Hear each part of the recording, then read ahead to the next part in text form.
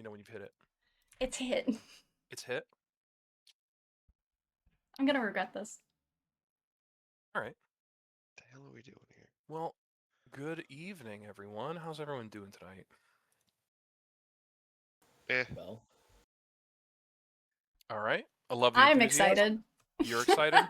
Well, shit, that's not what I want. Set those expectations way lower, sister, okay? I'm not Billy. So, okay. I didn't really know how to start this, but a little bit of background. There is sorry, one second. He's taking a rip, isn't he? There is a time that really always spoke to me. And it was the Gilded Age in America, the turn of the 20th century. And it spoke to me most loudly from a place local to me, New York City. And compared to the reality of it, it was at best an idealized place and an idealized time. But I like to think that it was one of the first times here in America that anything was truly possible. Um, we saw the invention of like massive skyscrapers, the heyday of it, back when building groups used to race each other for the tallest skyscraper, and they could see on either side of the street each building race one another. I mean, flying machines, devices to transmit your voice thousands and thousands of miles across the sea, or record it for all of time. Um, and I mean, this is the first time that like electric lights were being lights that could just drown out the stars, and carriages that ran on these little tiny contained explosions. It really must have felt, maybe not magical is the word, surreal. But let's not get ahead of ourselves. I gave you guys some background, and if anybody's watching this, I'll give them some background too. So our adventure is going to be taking place in the last day of June 1908, but let's wind the clocks back about 25 years and move the compass a few thousand miles away. We're looking at a small set of volcanic islands off the coast of Indonesia. For our sake, and for the sake of the story, these islands are being called, in modern times, the Sundered Strait. It's called this because if you look back at those islands in its place, it's not a plume, not an eruption, it's not a fireball. It's a small sun that exists where the island used to be. Many of you might know this as the Tunguska explosion. People 5,000 miles away heard the blast. People 500 miles away felt the blast. In our story, the people 50 miles away, we don't know what happened to them. That information's been kept secret from the world, but something happened. Wind the clock back another 25 years. We're in 1908, and what the rest of the world experienced through this time was months and months of ash from the explosion, from the sun raining down, affecting things, unblocking things, unlocking things. There was something in it, and whatever it touched was imbued with a force, a will, a soul, the likes of which have really only been mentioned in the myths of yore. Magic and wonder became effectively commonplace. After that, what came to pass was a massive shift in power, with all this magically charged ash and smoke choking the world for months. Just a shift happened in society, and all aspects of life began to change in a very short amount of time. Whatever this ash touched, and whatever parts of life this ash sublimated into and gave it power, people saw opportunities in this. Technologists and engineers began harnessing the natural world in ways that haven't been seen before. Air currents that originally played host with this ash to spread it around the world are now stained with it, and airships and dirigibles and all sorts of backyard engineered things are looking to grasp onto it and take kind of the first steps into flying. City streets that were originally covered in this stuff, it was swept up and it was dealt with, but they realized they can do stuff with it, and it's city streets are now coated in this pitch laden with this ash, hosts these vast, sprawling networks of modifications, sigils that power all sorts of automata. Universities, the kids that kind of grew up in this time are just going to college now, and universities which they once only focused on like rote academia and non-practical applications of things are now hosting this new generation of the first ones to be raised in this new world. Uh, However, to be honest, the everyday man, woman, and person are bombarded at every moment with this ever expanding world, and a world growing more dangerous and irate with itself, especially in the big city. So as we move down, well, actually, if you guys wouldn't mind, you know what? Let's not do a roll off. I've got something ready to go, so let's just go with it. As we come down into the city, New York, a glittering silver, bronze, golden, steel dagger in the center of this island. As we zoom down, smoke, smog, and steam-filled streets, past buskers hawking inventions and potions, all meant to collect and bend the ash to the regular everyday man's will, past newsstands and shoe shines manned by these brass plated mechanical men all tied into the street's infrastructure, past labyrinths of puzzle piece buildings and crisscross walkways stretching well above the street, and perched like a cloud of glass and steel on specifically the Broadway side of the Knickerbocker Hotel, we see I don't want to call it a solarium. It's more of a garden, a rooftop garden, a chapel to luxury and opulence. Uh, as we see here, it's like kind of at the edge end, kind of on a walkway, and there's inside of it there's a woods, a forest, a garden, something being grown there. As we come to find a kind of a younger man sitting on one of the internal benches in this uh, domed forest. Percival, could you please describe your character? Percival's sitting there, slacks, matching vest, overcoat, peacoat style, chain to his vest pocket, to the one of his buttons on his vest, hair slicked back in the fashion, enjoying his drink, not smoking, and being entertained by those around him. Those who know Percival know him as Percy, because he's Percival Carnegie. He does his best to distance himself from his father, Andrew Carnegie, steel magnate. Um, but he's quick to always make sure to let you know that he graduated from Harvard, class of '05. And he's in a bit of a gap year that's turning into a gap decade. And he's currently in the city because he's got the family dirigible and he's heading to London to watch the Olympics. It's just undergoing maintenance or refueling operations, and he's taken up a residence in the Knickerbocker Hotel. The Knickerbocker Hotel, newly renovated and newly updated, plays host to many of the well-to-do of New York at this time. It just got updated with a brand new cafe that is quite frequented by some of the more affluent people here. You, however, are up in the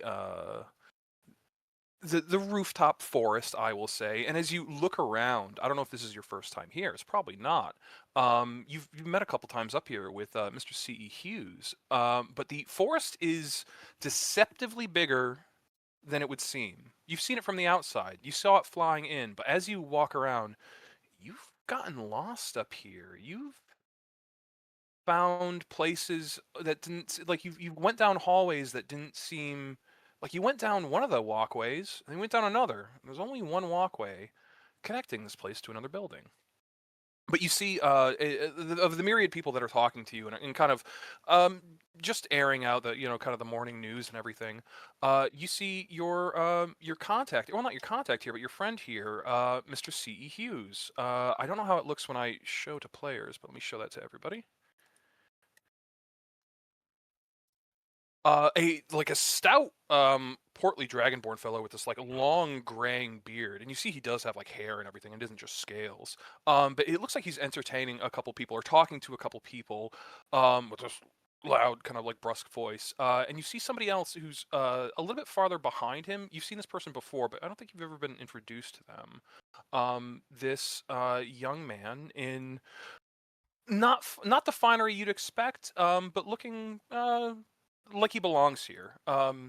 Mr. Hughes calls you over after he's kind of done talking with some of the business folk that are here. And he goes, Percy, good morning. How are you doing? Doing well, Governor Hughes. How are you this fine morning? See, as always, this town, I've never felt more powerless than I do in New York. And you know that C.E. Hughes at this time is currently the governor of the state of New York.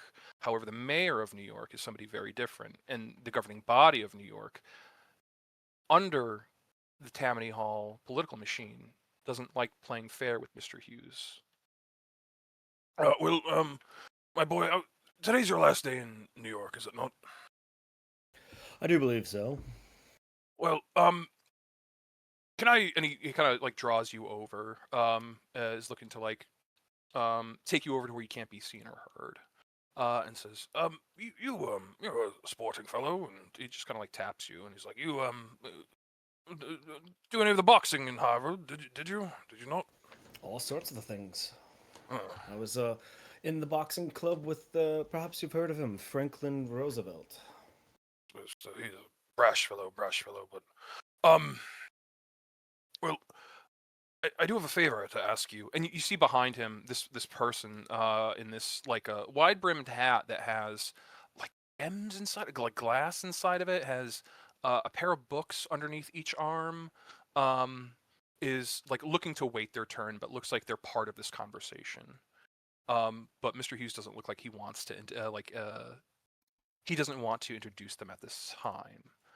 Well, you see, there's a bit of business I wouldn't be too concerned about, but I received fair warning of something going on in the city that needs maybe not the attention of the mayor or anyone of that ilk, but something a little bit more private, if you know it. And he is, at which point you see this person behind him, like trying to interject, but Mr. Hughes is just kind of in the way and blocking them. Well, if you wouldn't mind, and at which point the person kind of steps in and goes, excuse me, Mr. Hughes, if I may, and he goes, all right, Percival Carnegie, this is Parsons Vox, and he interrupts him and goes, it's Vo, thank you, I'm sorry, it's Parsons Vo, and it's a pleasure to meet you, and he puts out his hand to shake yours, Percy. Ah, Mr. Vo, pleasure to meet you. Oh, pleasure. If you want to, feel free to do an insight check or anything if you want to get like a candor of this guy or kind of what he is or like what he's about. 21. So he doesn't seem as put together well to do as almost anybody else in the hotel. I think the only person you've ever seen in this hotel or in the cafe that maybe isn't as well dressed would be the girl with the horns. That seems like she runs something down here, but you haven't really looked into that. And there is a level of respect in just being allowed into this space and being left alone in this space that he commands. The fact that Mr. Hughes is visibly, and I'll do this insight check for Mr. Hughes as well. Mr. Hughes is visibly concerned and worried and doesn't know what to do based off of what this person has told them.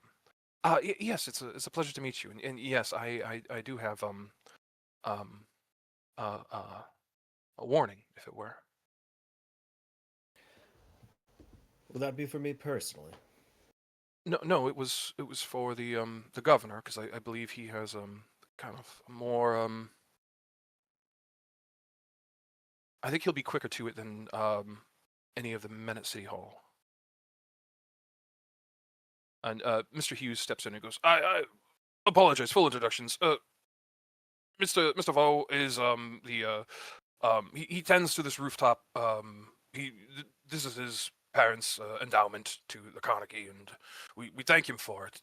Thank you, Mr. Vox. Vo, I'm sorry. And it's quite all right. Well, Mr. Carnegie, if you aren't aware, these past 2 months there's been some killings in the city and some bombings. People have been hurt, and I feel like something terrible is going to happen today, and I know that. I know that in my soul. I've spoken to, and he just kind of looks around to the woods. He goes, I've spoken to my confidants, and they have said there is somebody within this city looking to cause a great deal of carnage today. I may not be a sap, but these killings have all been political in nature, I presume. At this point, Mr. Hughes comes in. Well, I believe the constable on this, or the police officer on this, can detail you more. He's meeting with somebody today. We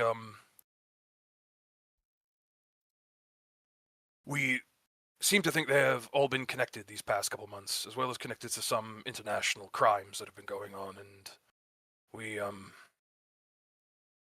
got word from the investigator that somebody has made an accusation, and this needs to be dealt with today. Do we have a suspect on the cod fellow? The suspect is the suspect was not publicly known to me. The suspect is somebody of a family nature, of a guest staying at I believe he's no. He's at the Delmonico. He has a room here, but one Mr.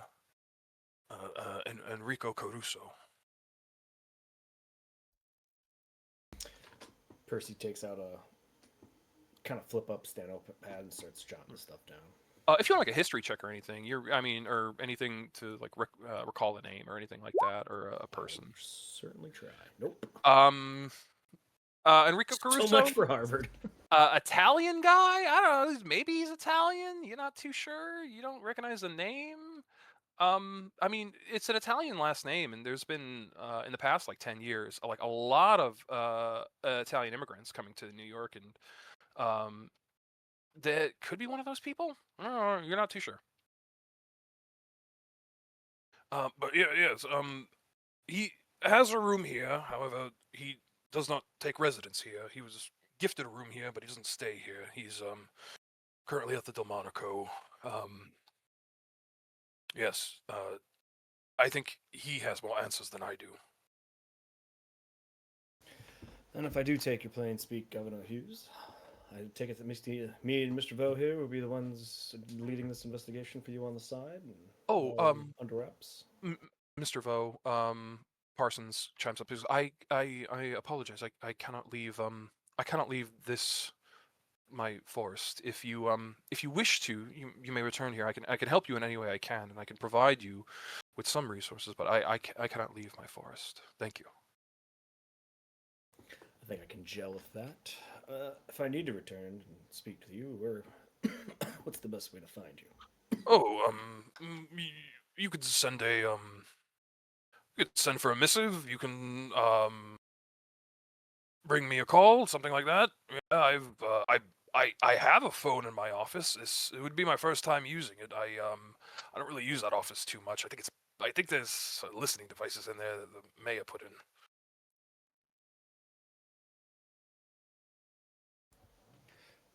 Didn't know that was such an easy feat. Like I said, I've never felt so powerless in my state as I do in this city. So I presume I should start with the Delmonico and look for this individual, based on your description. You see Vo nodding his head and go, I think that's the best course of action.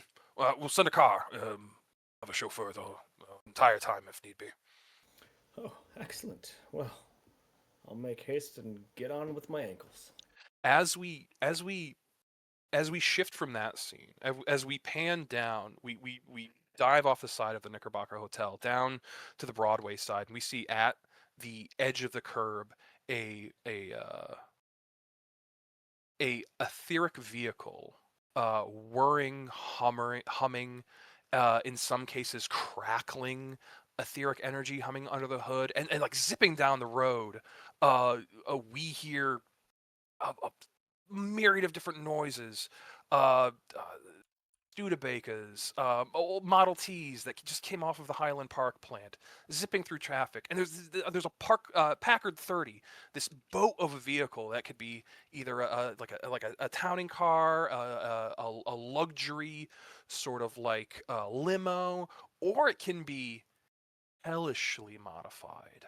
And you see zipping through traffic a heavily modified Packer 30, roaring like hellfire itself as it whirves through the slower T's and slower Studebakers, makes a hairpin turn.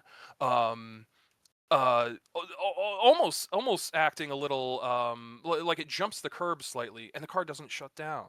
Most of the cars, if they do not touch the road, if they're not connected to the etheric power, they do not operate.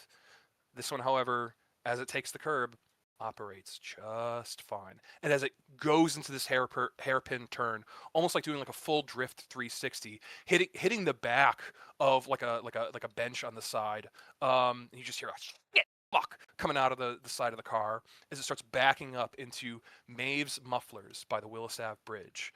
Uh, Sitting on the opposite side of the bench, um, Charles, please introduce your character. Charles Morrison's a little bit taller than normal, now into his 40s, graduate of MIT, Course X Chemical Engineering, now works for Mr. Edison. He is white-haired and has a white goatee, wears a heavier trench coat that looks like something is kind of maybe hidden away, or you could hide multiple things in it.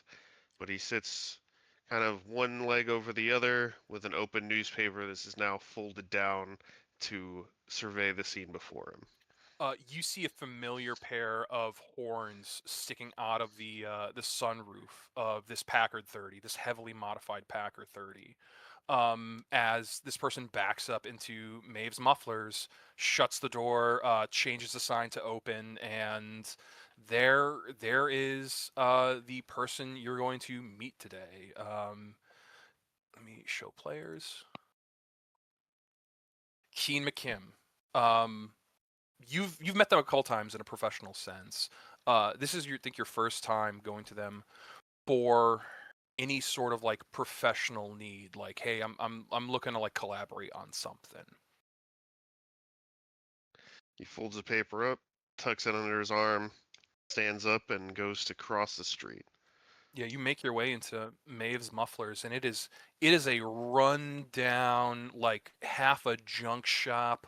There's half scrapped cars out front, and it doesn't even look like they're scrapped. Like, somebody used them until they uh, uh, became unusable. It looks like Keen probably bought these and has been taking them apart into pieces.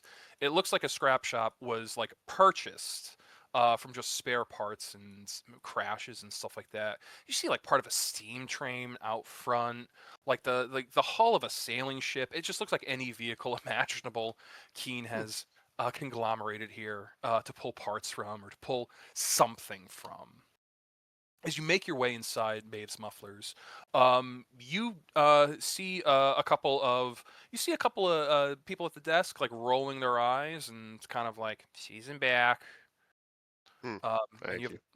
you walk in back and you walk into the two bay car garage, and you absolutely do not see a Packard 30. There's no Packard 30 there. But you see Keed McKinn coming up from a set of stairs with a kind of an older, like gruffer looking man in tow. And you hear her just yell in the hallway up, "Hey, listen, no." And you see in his hands there is a small booklet, like a small uh, like soft book that's maybe only like 50, 60 pages that says sigils and spells fitter's manual, almost like an engineering notebook you'd use for like a mechanic or something. And you hear Keen go, listen, Hova, don't fucking tell me that they asked you to do that shit. It's not in your contract. You're not trained to do it. You're gonna bring the whole fucking building down. You go back. You tell them it's not in your contract. You signed a contract. Every man working for you signed a contract. Okay, and then you go tell them to go hire one of fucking Iga's guys. Iga's guys know how to do that shit. You do not know how to do that shit. And she's like tapping the book against his chest. You do not know how to do that shit. You're gonna cause a problem. Okay? And he goes, "Oh, okay. What do I do?" He's just tell the boys, keep doing what they're doing. The building looks great. The steel looks great. If they have another issue with any of the rivets causing, the galvanic effect, call me. Okay? Send a message. Send a guy. Send a car. No, don't send a car. All right, I'll drive myself. Just call me. Okay? And he goes, "Oh, all right, thanks." And like she pats him on the side of the face in that very like I'm the elder form. And do me a favor, throw me an insight check as well. Why is it on advantage? Sorry, it's an No, 11. you're good. You're good. An 11. Keen seems as always stressed. As always, with her situation, being the one that is the most knowledgeable about Ashmelt iron because she helped invent it, and then not getting credit for it because her husband sold the patent to every steel manufacturer in the fucking world for pennies on the dollar. She's pissed. She's pissed. But this is a hell of a lot safer of letting these idiots handle it themselves. So she helps where she can. And she does her job here at Maeve's Mufflers. You go back to what you were thinking before, which was you still don't see her vehicle. And she drove it into this garage, and she kind of looks at you, and goes, "Hey, Charles, how you doing, man? What can I do for you? You said you needed some help on a project. You needed my expertise." Oh, it couldn't hurt, giving you wide breadth of knowledge. You're a bit taller than her. She goes up to you and like sort of like shadow boxes like your stomach. What can I do for you? Actually, it's kind of wondering where you heard that car you drove in here. That's quite a Oh, neat trick. yeah, it's in the garage. You want to see it? You want to smoke? Oh yeah, sure. All right. Opens one of the back doors to you see like a freight elevator there that goes up to the some of the buildings higher. She's on like the bottom level of like a 10-story triangle building. Oh, actually, hold on. I apologize. I have handouts. Or I have images. I keep on forgetting. I usually don't do this. I'm usually not the DM. Hmm? Yeah. Yeah, the Oh, corner neat. I love these buildings. on the Newman's building. And you see at the bottom Maeve's Mufflers, like right under there. She takes you to this elevator that seems like it goes to a much higher level, and kind of looks at you, goes, "Ah, you ready?" Ready as I'll ever be. Reaches past and like reaches like through the bars of the elevator, like to the wall, flicks a switch and like pulls her arm in, and the elevator starts to descend further rather than go up. And as it goes down, you don't see more elevator shaft. As soon as you drop down like 4 feet, you are open to the New York Underground. And it is not a built subway. It is not a filled thing. It is not caverns. It is like vertical I-beams, 10-foot thick, holding a city up. And you are underneath the firmament of New York.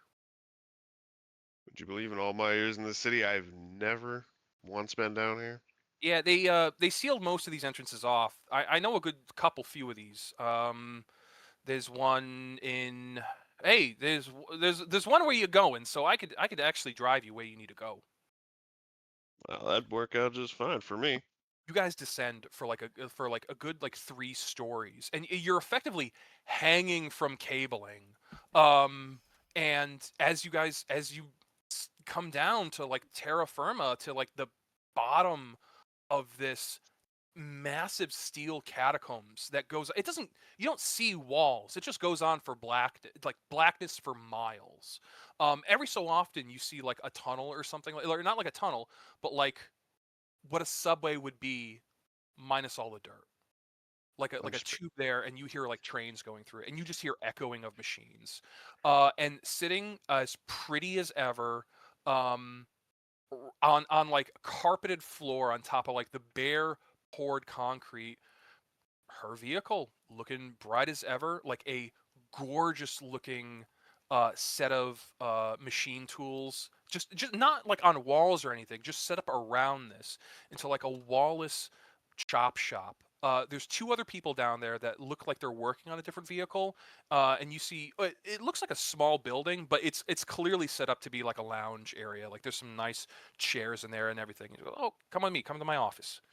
As you guys step inside, it smells of this like thick tobacco smoke, and like not like sweet stuff or anything, or like I'm talking like the nicotine hits you immediately. You do not need to have one of these cigars or any of this brandy. You feel it. You feel it in the back of your throat.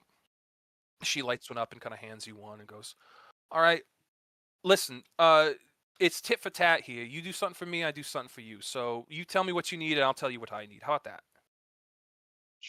Sure. I don't think I'd have much of a choice, but I'm here to play the game. Hey, listen, we all got choices, okay? It's just, are you gonna make the right ones? So, what do you need? Still, I'll be perfectly honest, I don't know what I need. Well, I hear you're doing something with the fuel, the copper Oh, problem. yeah, that small thing. Look, it's not as widely known secret as maybe your accomplishments, but Edison's asked to help me, or asked me to help him, rather, purify jet fuel. You know how that can get.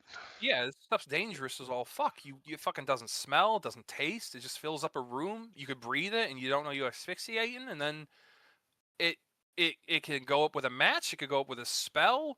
Some Fey Nancy can wink you a sparkle, and it sets the whole fucking room up. Yeah, it's dangerous as shit. I don't like going in buildings.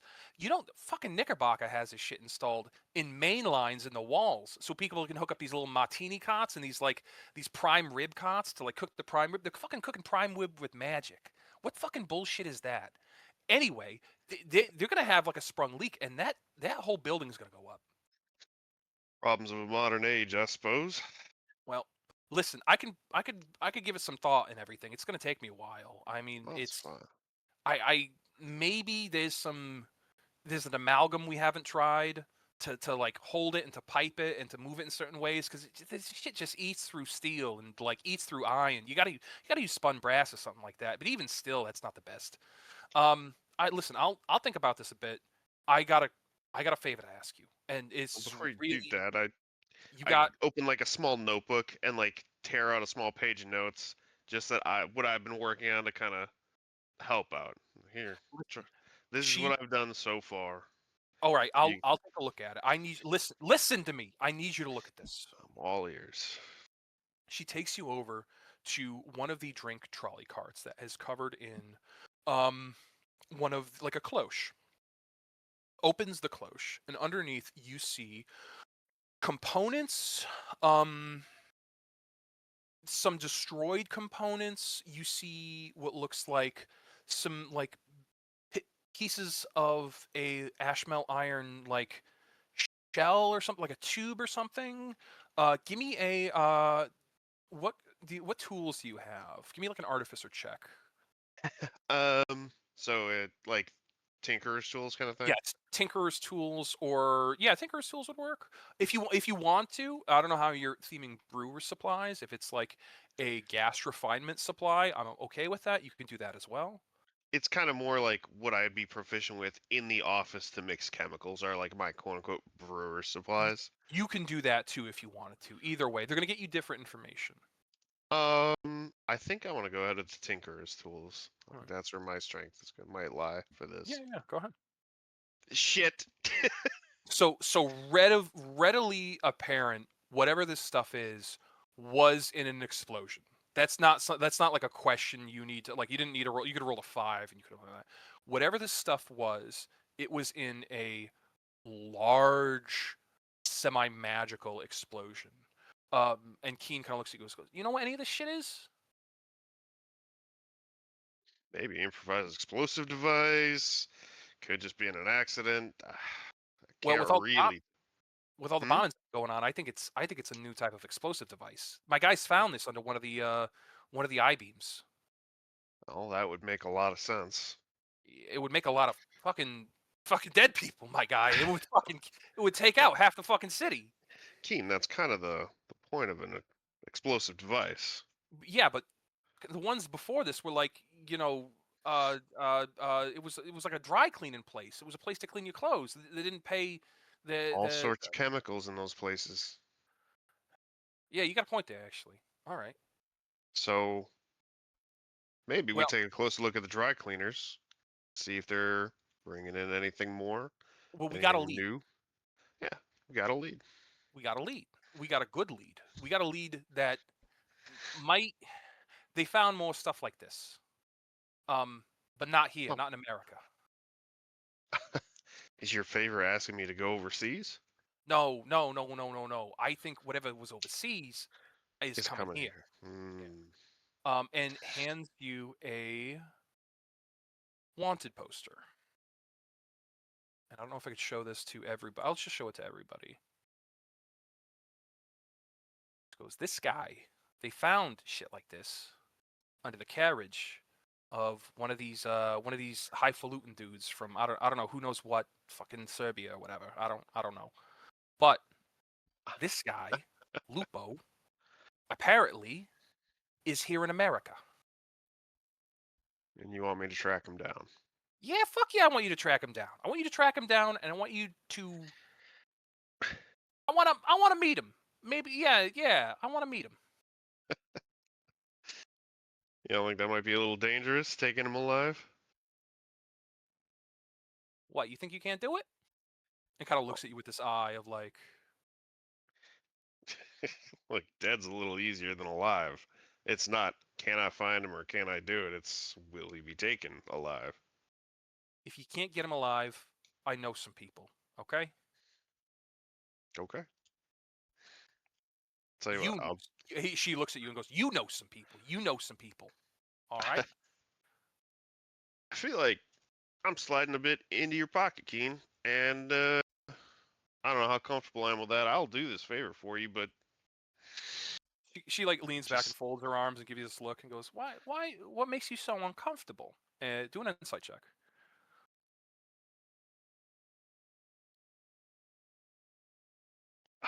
anyway, shit. Uh, you see somebody that is very much playing the part of like, I'm gonna play coy with this guy because I want to like this guy likes it when I play coy. You see somebody who earnestly is like, oh, I've figured out the candor of this person and is maybe putting on a little bit of an airs. So it's like you can't tell what's going on underneath, but you know it's like, oh, this person's playing games, so I'm gonna play some games. Listen, Charlie, you'd be doing a favor for New York, okay? You owe me nothing, okay? Cross my heart and, the rest of it.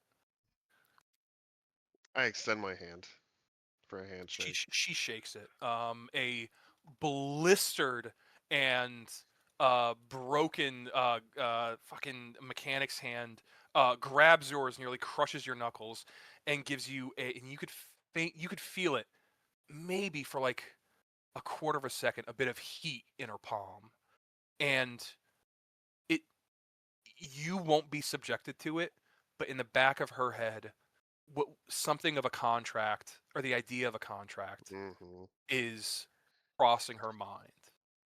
We cut away from there back to the streets of New York, back through the whirring cars and the stuttering Studebacas and the Model Ts that are patiently going through the roads because they're very much not expensive cars. And going up through the buildings, but we quickly fall through the smoke, through the smog, and we just see people. Like as stuffed as this city is with technology, it's equally stuffed with a hugely diverse group of people creatures and people that we once thought were stories or superstition, people from lands that we thought were lost or thought were myth, all congregating in this one city that is being built right now to handle whatever the world can throw at it.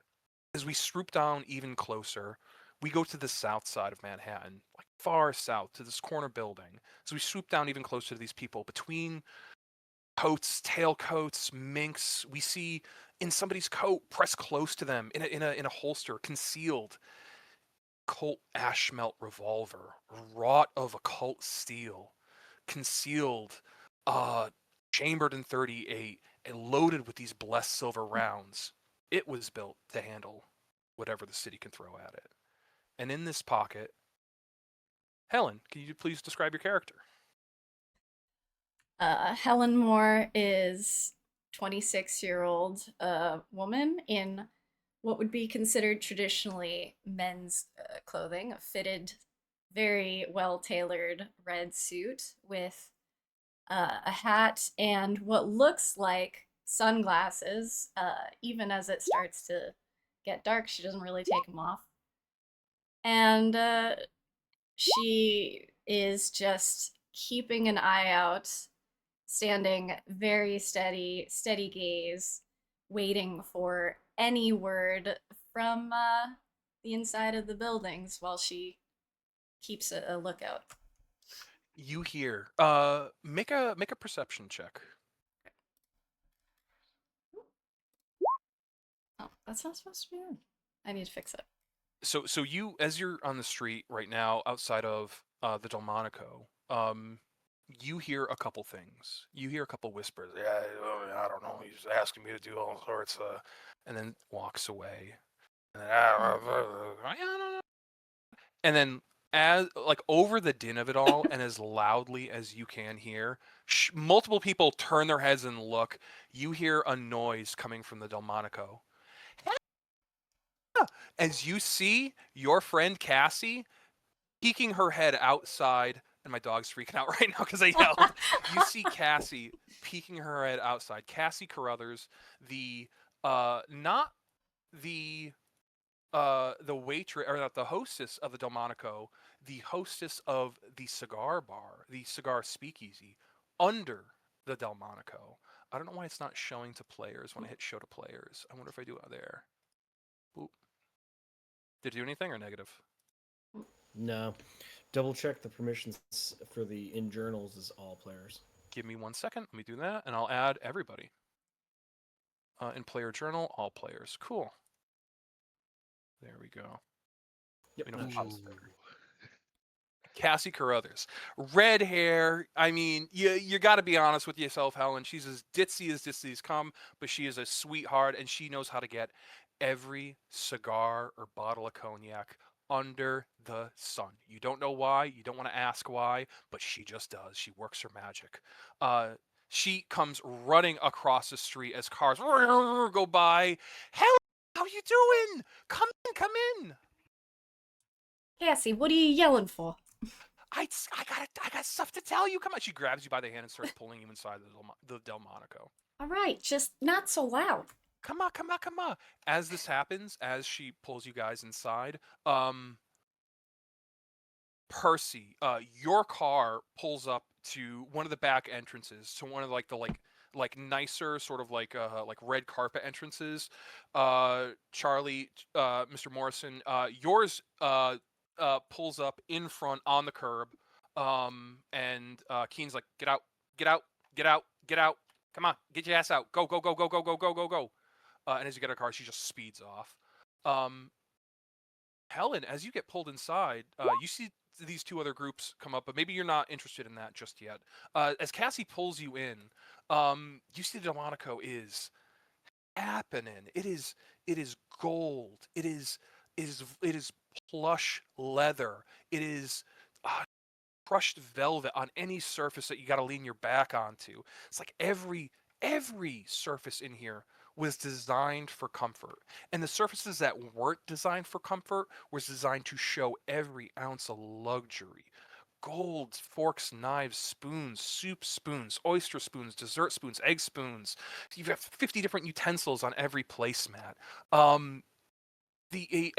bar that could rival some of the bigger hotels and cafes. The Delmonico's is the place to be, and you've got one of the best hostesses in the city. Helen, as you get pulled into Delmonico's, you see Cassie's like talking to a bunch of people, like giving out orders and everything. She does help around the restaurant proper and the rooms proper, but really is in charge. Like the downstairs is her domain, but she still helps out up here. Oh yeah, bring that over there. Yeah, and when you're done with that, go get another 12 bottles. No, trust me. Trust me. Go grab another 12 bottles. Helen, how you doing?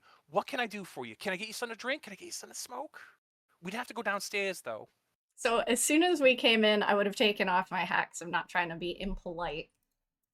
Uh, Cassie, you're the one who dragged me here. I thought you had something to show me. Yeah, well, no, I got some body to show you. I got some body to show you. There is somebody here that I want you to meet. And clear as day, you see that there is a gentleman off on a table built for. Oh my God, I realize I did not get these pictures uploaded up. Give me like 5 seconds to do it. Let me make a handout real quick. You Okay. see at a table a man, like an orcish man, with beautifully like this dark black coiffed hair, this like gorgeous three-piece suit on with these like this winged collar and everything.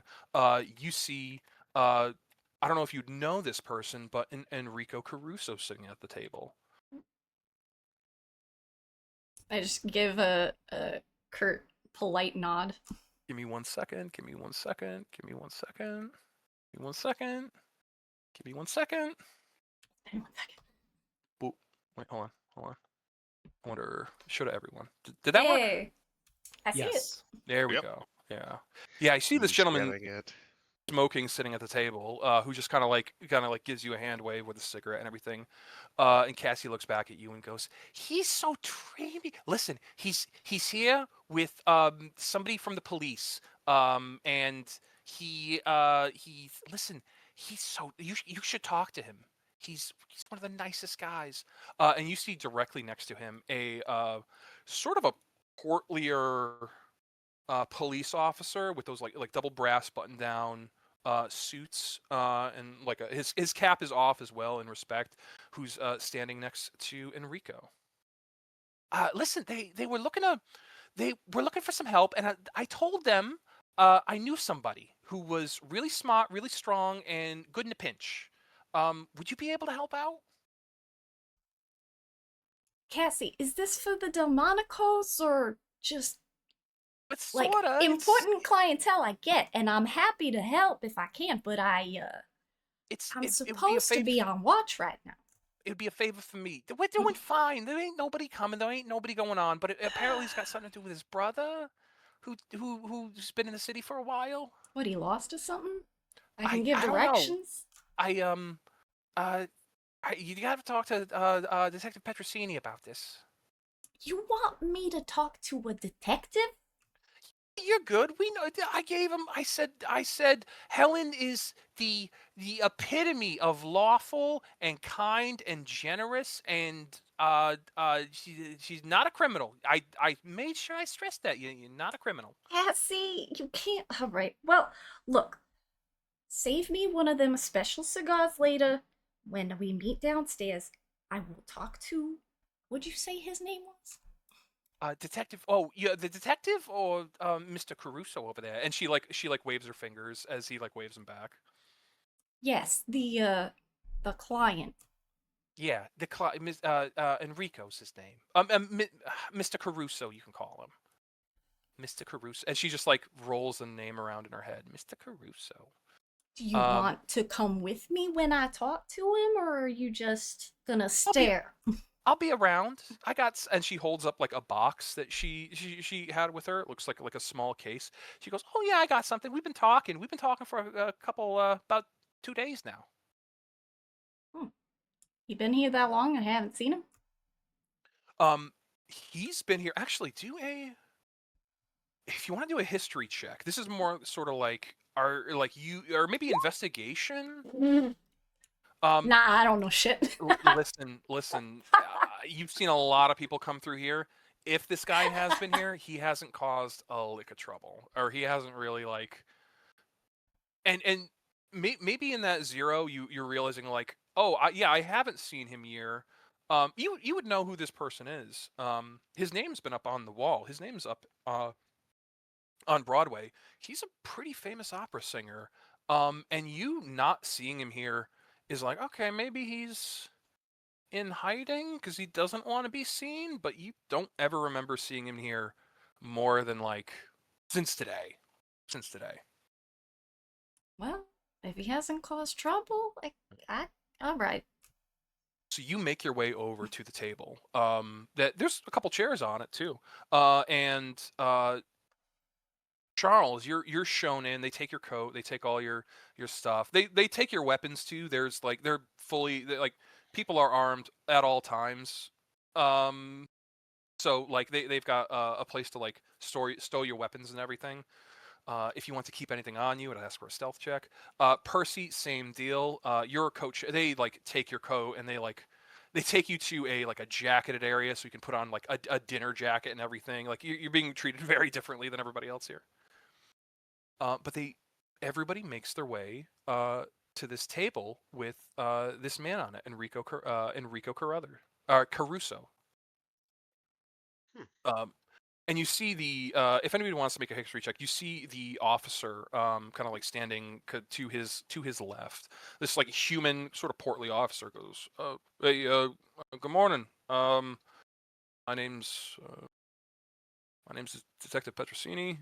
If you guys were all recommended to me by," kind of nods to you, Mr. Hughes. A couple of members of the union said you knew a thing or two, Mr. Morrison. Thank you for joining me. And Helen, it's a pleasure to meet you, Helen. I've never heard more of a upstanding citizen before. And like goes to like shake your hand. Oh, I'd shake it. You should really think about coming down to the station and kind of putting some of your talents to work. We could use a woman of your candor and your talents. And Cassie looks at you and winks. But Thanks. I don't know if any of you are aware, but I'd like to introduce to you Mr. Caruso. Mr. Caruso has knowledge of maybe a suspect in the area, and we put some men to it, but my men have only investigated so far. Actually, let me move you guys back to Delmonico. Ooh, there we go. At this point, Enrico sort of kind of like straightens himself up and makes his presence known. And you hear behind you Cassie like do a little like, hey, yeah, my name is Enrico. Pleasure to meet you all. He puts his hand out to you, Helen. Cassie's told me a lot about you. It's a pleasure. And Mr. Carnegie, it's a pleasure. Mr. Morrison, I've not heard your work before. What do you said you work on? You're an engineer? Chemical engineer. I work for Mr. Edison. Oh, I've met the man. He's lit a couple of my performances. It's a pleasure to meet you. Yeah, same. Well, and you see, Mr. Petrosini goes, well,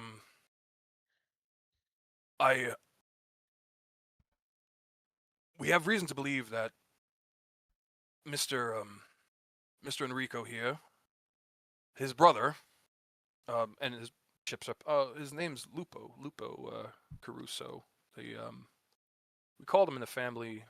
And he like looks down like a little ashamed. Call him the Wolf. And I believe he's here in New York. I believe he's here to hurt some people. Out of my suit inside pocket, I pull out the wanted poster. Yeah, I guess that would explain this. You see Mr. Petrosini like pulls out the same wanted poster as well. I don't know if I showed it to everybody, if it showed up on everybody's. Yep. All right, cool. But yeah, he goes, yeah, I heard that he was in somewhere in Eastern Europe, Serbia, and we haven't spoken for a while, good number of years, and I saw his picture in the paper, and I knew who it was, and I think he's been here in New York, and kind of looks to Mr. Petrosini. Some of the murders that have been going on, some of the bombings that have been going on, we haven't had anybody claim them, but the last couple ones, and he takes out some some photos, some of these black and white photos of crime scenes, and you see a storefront, like a laundromat, like a laundry cleaning, like a linen cleaning service, um, that looks like it had a device go off in its front windows area. So the building is still standing, but the whole operation's just firebombed effectively. And you see on the wall, directly above, kind of where the store stops and the building stone proper begins, a handprint, out of black ash. You see a picture there of a clergyman, that looks like somebody from a church somewhere, presumably in this city. I'm not too sure which one, some cathedral. That looks like they were strangled, and upon their chest is a black handprint. And the final one you see is and this image has been cut in ways to make it like more decent to show. But a young woman there in maybe late teens, early 20s, who looks like she was stabbed multiple times, and kind of on a bare spot in her chest, you see a black handprint. I I I'm not my brother. If you guys have any qualms, or if listen, I reached out to him, and at which point, like, you see Petrosini, like, eyes just go wide for a second, like, oh, what? He hasn't heard this before. I saw his name in the paper, and I sent him a missive in the way that I knew how, we used to as children. And I said, come to New York and stay. We can work things out. You know, I can talk him through it. We can maybe see where he went wrong and get him some help. But and at which point Mr. Petrosini chimes up, the killing has continued, and I've heard multiple reports of more attacks coming, threats, not just from the anonymous sources, from, and he kind of like looks like he's got something to say, like he knows who it's from, but he isn't sure if he can say, from people that would know that he is looking to maybe attack New York again today. Well, sorry, Detective, real quick. Mr. Crusoe, did your brother ever respond to that missive? No, he never, and he pulls it out of his pocket. He's got like a little like scrawled note. And he says it's not really one of those, something you can respond to. I mean, I hoped he would in a similar fashion. But I sent him just a 2-word note to come to New York and stay, and he well, I think he came to New York. I feel like this might be my so fault. that's the connection. You sent it to him when he was in Europe, and now he's here in New York. So you suspect due to the killings. I suspect he and at which point Petrosini kind of like steps in and like looks at the note, like furrows his eyebrow, and is like, in a second, yes, we believe he is working for an anarchist, Eastern European anarchist group called the Black Hand. They recently were responsible with killing a prince of some type in Serbia.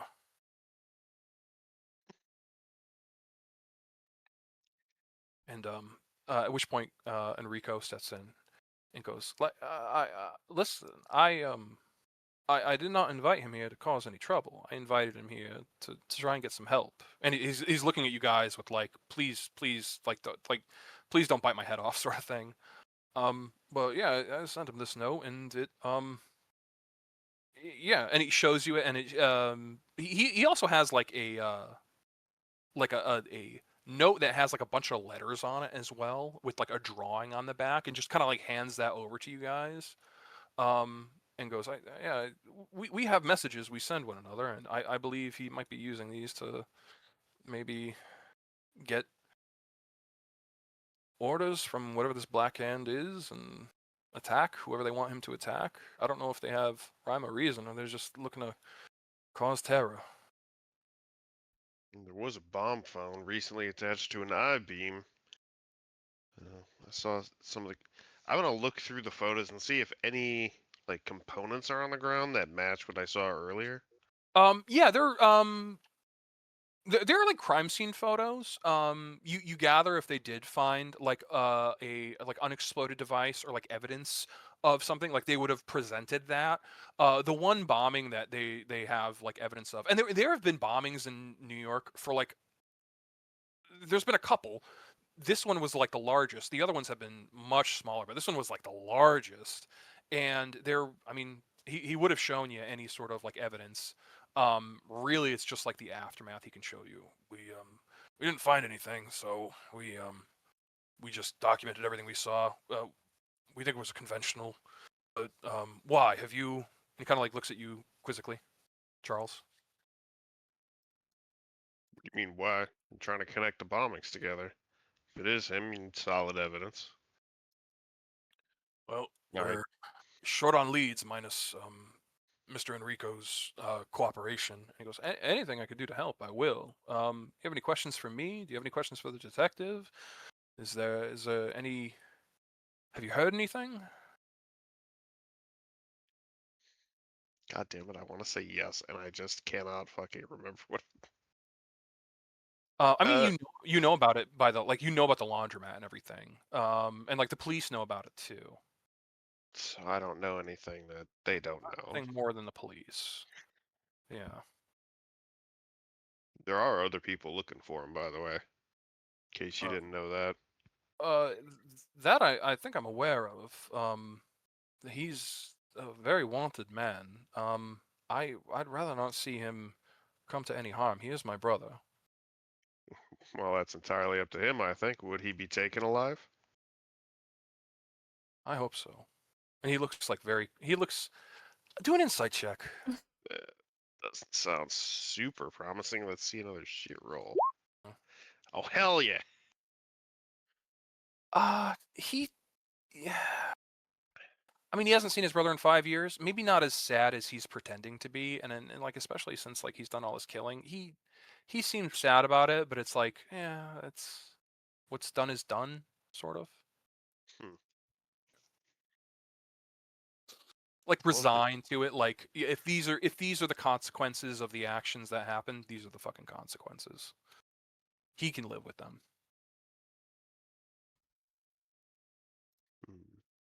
Well, the leads we were looking at were across the street from the laundromat. There is a business that may have witnessed something. One of these killings took place in the. Give me 1 second. I just want to get the name real quick. In the Cathedral of St. John, the recently built cathedral. And you said you saw another bomb. You said they found another bomb. Do you know where it was? yeah. You give the general area. Yeah, it's underneath New York, right? It specifically, it would have been underneath sort of central Manhattan. You can't be certain, but maybe the Knickerbocker Hotel, maybe somewhere on Broadway, maybe the newly built Grand Central Station. So it sounds like they're targeting areas of large amounts of people. I I didn't know my brother, and I don't believe my brother to be the violent type. So well, rather hear this out of his. My brother, he looks at you honestly and goes, my brother was never the violent type. So I don't know where this is coming from. One wrong turn down the path. But Do you maybe suspect that brainwashing, or perhaps ideology, has taken over? if he's been brainwashed by these anarchists, then I don't know if there's any of my brother left.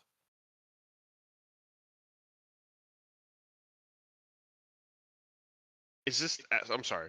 Just not sorry. Is this note like the actual note? Like, Yeah, is it- the EMOCFXOS. That is the actual note he sent, and he said, I don't know if I sent it to you guys. no, I have it up. I was just making Yeah. sure it wasn't just Oh random. yeah, and 'Cause I'll I'm show you. trying to like figure it out right now. Yeah, and on the back of that like 5-letter note is like There we yeah, go. yeah, there you go. Okay. So there's like the front that he wrote out, and there's a back that's like maybe he's not the smartest guy in the world. There's like the front of the note that is like this is how you, or the back of the note is like this is how you solve it, and the front of the note is like here's the thing you need to solve it, to like write a note to my brother and translate a note to my brother.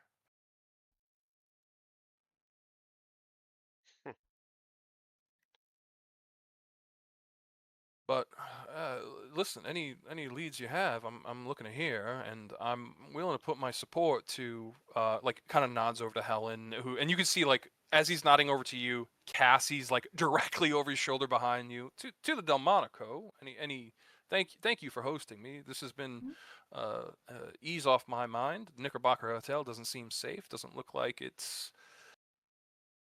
I feel like I'm being targeted. And I think my brother might be after me too. I'm beginning to suspect. Why would he be after you? I do not know. But he seems like he's looking to hurt people, and Well, if maybe he's I'm the only safe one who knows who anywhere, he is. it'll be here. Thank you, Miss Helen. Thank you very much. And Cassie's done a great job. Very hospitable, aren't you, Miss Carruthers? As she looks like she wants to interject, but like knows it's like you guys are talking business. It's not the time to flirt. But looks like she has something to like give him. Well, if you need anything from me, I do have a room upstairs that I'm just kind of using as an office right now. Thank you, Miss Carruthers. Um, do you guys have any questions for me?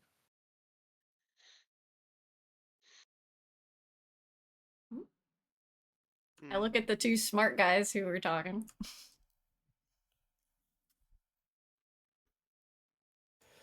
Does the Black Hand have a presence here?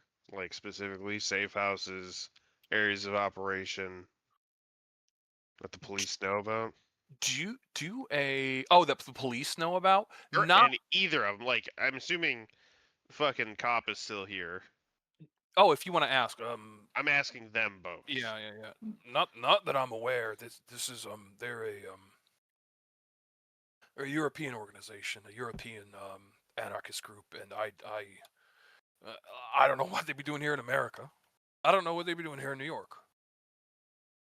Maybe you haven't noticed, it's a city of immigrants. Like he like nods his head. I mean, he himself is like an Italian, like a recent Italian immigrant too, Mr. Petrosini, and kind of nods his head. He goes, yeah, no, I get that, I get that. So where would they congregate? He kind of thinks for a second as you ask him where the immigrants congregate. Steve thinks for a second, like It's specifically Eastern European. Like, like all the Italians are generally in some of the boroughs. Like Polish are over there. You can talk to and as you ask this question, Actually, I have an idea. Before he even says it, the I know who I can talk to. godmother. Mhm. You know what? Unless anybody has anything else, we're gonna smash cut from here. Anybody? Good. Well, before we leave, as you guys start to leave, Helen, Cassie pulls you aside and goes, "Oh, Helen, can I give some? I've got something for you." For me or for Mr. Caruso? No, I got something for you. It looks like she already handed off Mr. Caruso. And he's like taking whatever she gave him, like put it under the table. It's like, looks a little like, God, I hope nobody saw that. Um, Right. What is it? Cassie hands you three, like one of those cigar packages. It's like a leather holster for like 2 to 3 cigars, and hands it to you. It goes, these are special. They're dipped. I know this is a little gauche for some people, but these are dipped in cognac, and well, these two are dipped in cognac. That one's dipped in cognac and a potion of invulnerability, and these two are also dipped in potions of healing. You know you're a treasure, right? Oh, she gives you a big hug. I return the hug. But it's gotta be quick though, because I'm still trying to be professional. Yeah, you guys. Percy, would they take your car? Helen, do you have a vehicle? I think Helen, you definitely have a vehicle. Percy, you have a chauffeur. And then Charles, if you wanted to call in, maybe Keen. That's a toss up. Nah, if I'm gonna let them use resources if they have them for now. I don't Gotcha. even want to be doing what I'm currently doing. There's So a draftsman table calling my name. you know where to go though, so you I kind of do know where to go. navigator. Percy, your driver takes the address from Mr. Morrison, and he like gives you like a side eye, like, should we be going this? It's all right, all right. You guys get in Percy's chauffeur, and take you guys take a drive. Not too far. You're going up north. Let me pull up my map real quick. I'm pretty sure I know where it is. You guys take a drive uptown to the East End, and you've come to a dingy side alleyway. That's like it's off the beaten path. It's not off the beaten path enough to not be popular. But you guys see this stone steps walking up to a very plain looking building, and there's a couple people kind of like around the outside of it, and you see some of them are wearing these big fur coats. It's June, by the way. It's the end of June. It's June 30th, and these guys are outside wearing these like big polar bear like skin or fur coats and everything. They're smoking cigars, they're eating blintzes, they're eating like they're eating all sorts of stuff that you haven't seen before. But as you make your way inside, you see Russian bathhouse, a sign out front. As you make your way inside, um, Charles, I think you've been here once or twice to like cool off. Percy, this place is maybe not the most upscale, but it's still sought after as like a place to go do business and be comfortable. Helen, there is a lot of naked old men around. This is not a place you've ever been. I don't think this is a place you want to be. But there's just a lot of like over 45-year-old men that are all very proud of their nudity. As you guys walk inside the Turkish bath. Holy And I'll move you fuck. guys over here because I have an image. I keep forgetting. Mm, okay. Sorry, the Russian bath. It's technically a Russian Turkish bath, but I don't think Turkey was around. Actually, let me look that up. The Ottoman bath, you mean? The Ottoman bath. Yeah. The Ottoman bath. Yeah. But as you guys walk inside this lavish, palatial, glass, gold, and porcelain like lounge with a pool in the center, and you see rooms off to the side made of cedar and oak. This gorgeous manor house estate. That's in a 30-foot wide brownstone and or 30-foot wide building here. You guys readily see that this place is enchanted to the tens. Um, as you see like full service bar, full service like restaurant going on right now. Like this is a little bit more than a bathhouse. But you see in the center, um, on a table, there is a naked man covered in mud and salt, and a woman that looks so old and decrepit, who is like tracing outlines on his skin in the mud and salt. Charles, you recognize this as Iga Yefimovich. the proprietor, the owner, and the original creator of the Russian bathhouse. And as she's like, "Hey, just stop squirming! Stop squirming!" As she like draws lines into this man's back. As you guys approach, she's like, "Almost ready, almost done. You ready?" And he's like, yeah, I'm done. She goes, "One more," and like pulls out a bundle of sticks and just starts like cackling, like whacking him with it, and he goes, "Ah!" As she just effectively starts beating the shit out of him with a bundle of sticks. As he tries to get up and go away, she's like, "No, it's good, it's good. Hold him down." As he like continues to like hit his back and everything. After a while, he like escapes, gets up, and just slides into the bath in the center, and goes, "Okay, that was good. Who next? You next?" And like looks at you as, Mr. Morrison, come. You next. Take off shirt, and begins like pulling your shirt off and like stripping you. I'm sorry, Iga. We're here for a business request. No, I don't hear it. You talk, you lay on table. Go. You know, you've done this to me before, Iga. How about the new guy? Hey, but Steve, Look- I want to talk to her in the old language, primordial, where she comes from. Yeah, no, you slip into something older than Russian, something older than most languages. You talk to her in the language of the Black Forest. As she begins to Percy, if you want to put up some sort of fight, she's gonna try and grapple you. If you want to try and put in some sort of fight, she's gonna try and strip you at least your top off and get you all mudded up. Feels pretty good, Percy. I absolutely will object. Only the protest of, please, madam. No, Allow I me. insist. I will take this off. I This, I will try this out. This looks refreshing. Like Definitely she's like for... slowly pulling out a knife, ready to just cut this thing off. Oh Nope, my god. please, Hurry up. hang on. I It will take will? this off. I will take this off. It allows my good friend Mr. Morrison here to talk. As she's doing this, Helen, make an insight check. Oh my god. I'm fucking laughing. Why I take off my jacket, vest, top shirt? I'll take them for you. Cool.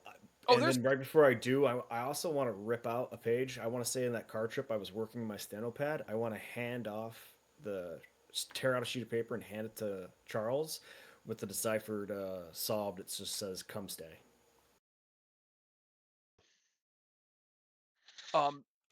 As she's taking your clothes off, as rough and as gruff as she is, there's people like this place is fully staffed and booked, and like she's the least affluent person here, but I mean she's the owner and she kind of knows the magic.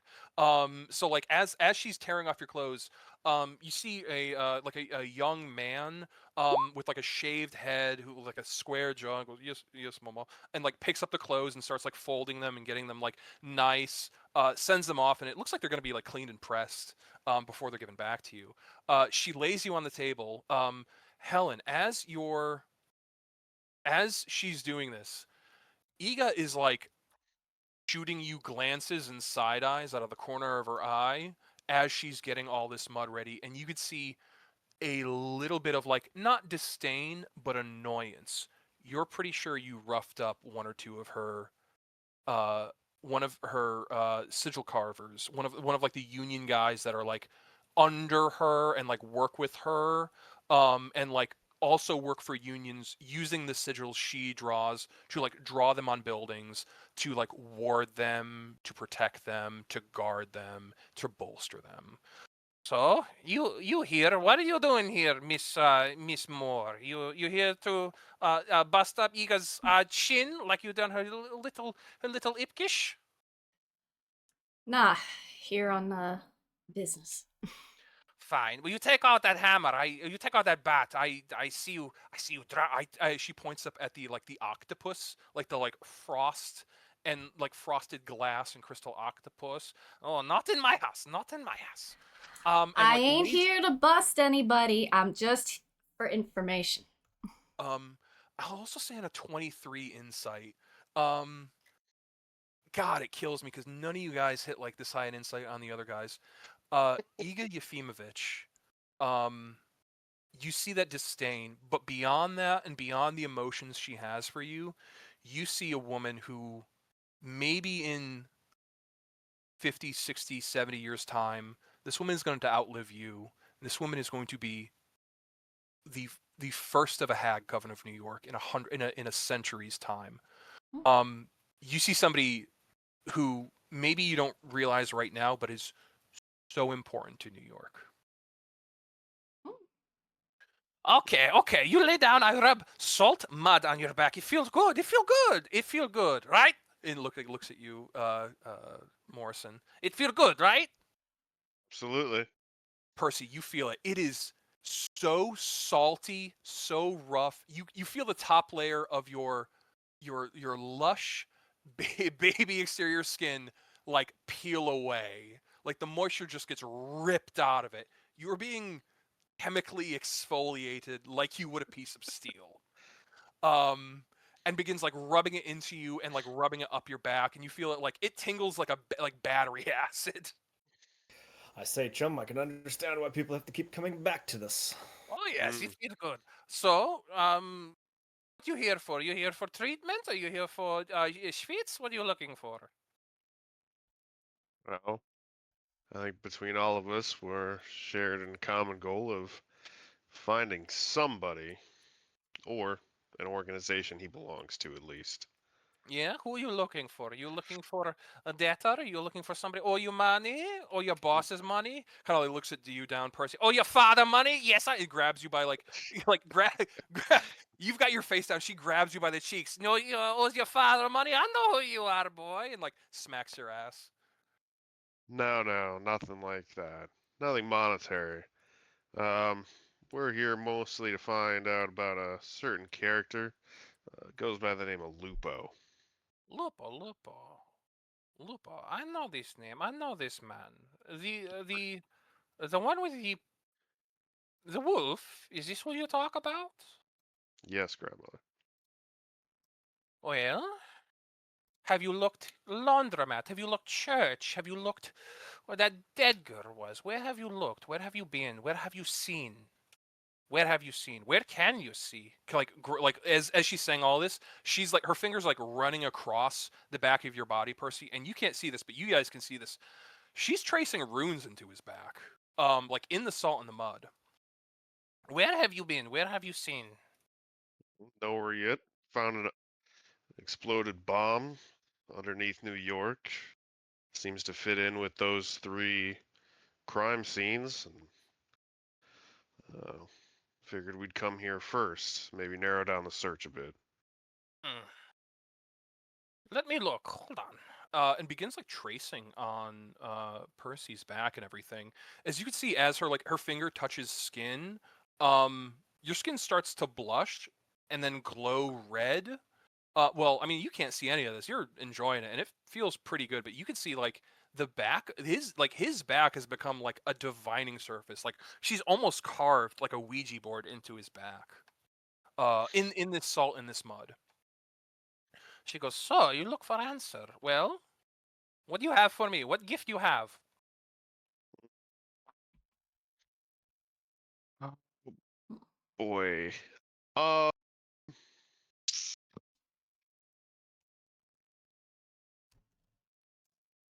would I Hey, have any experimental elixirs on me?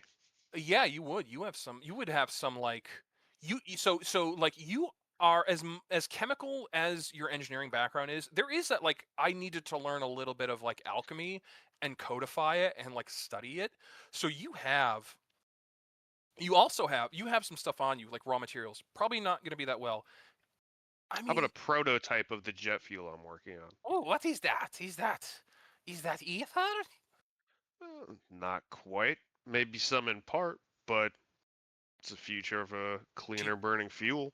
she sticks out an arm. The arm goes to about like 3 foot. You see her arm go, and then reaches past like another foot, and she goes, "You give to me, give me that."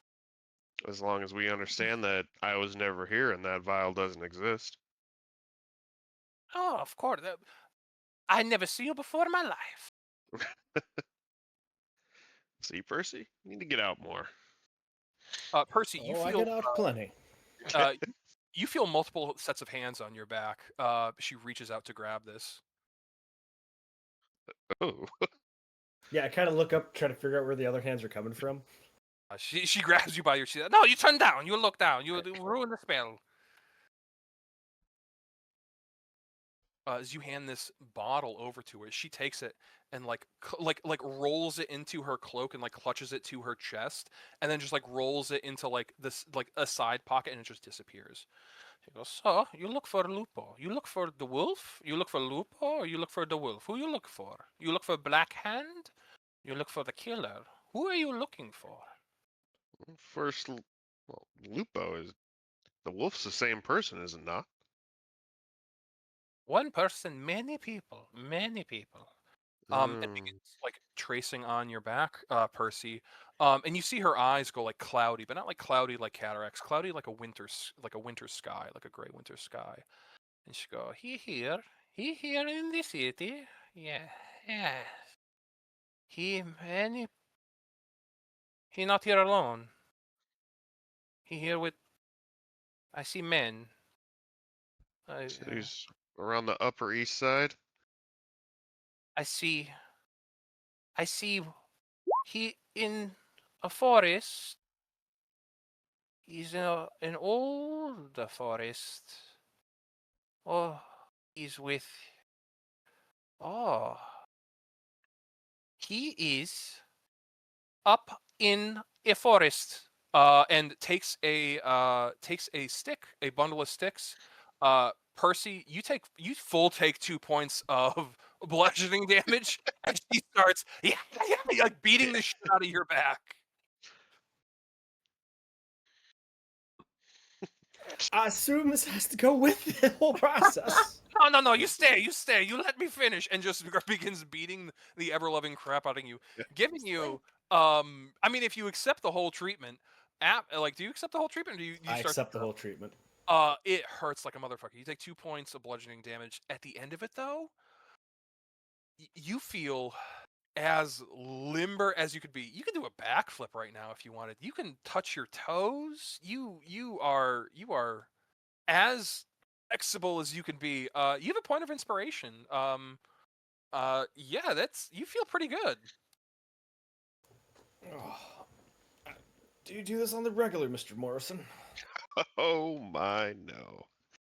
Oh, I wish I knew about this kind of treatment before. Back in Harvard, I probably would have won a couple more fights.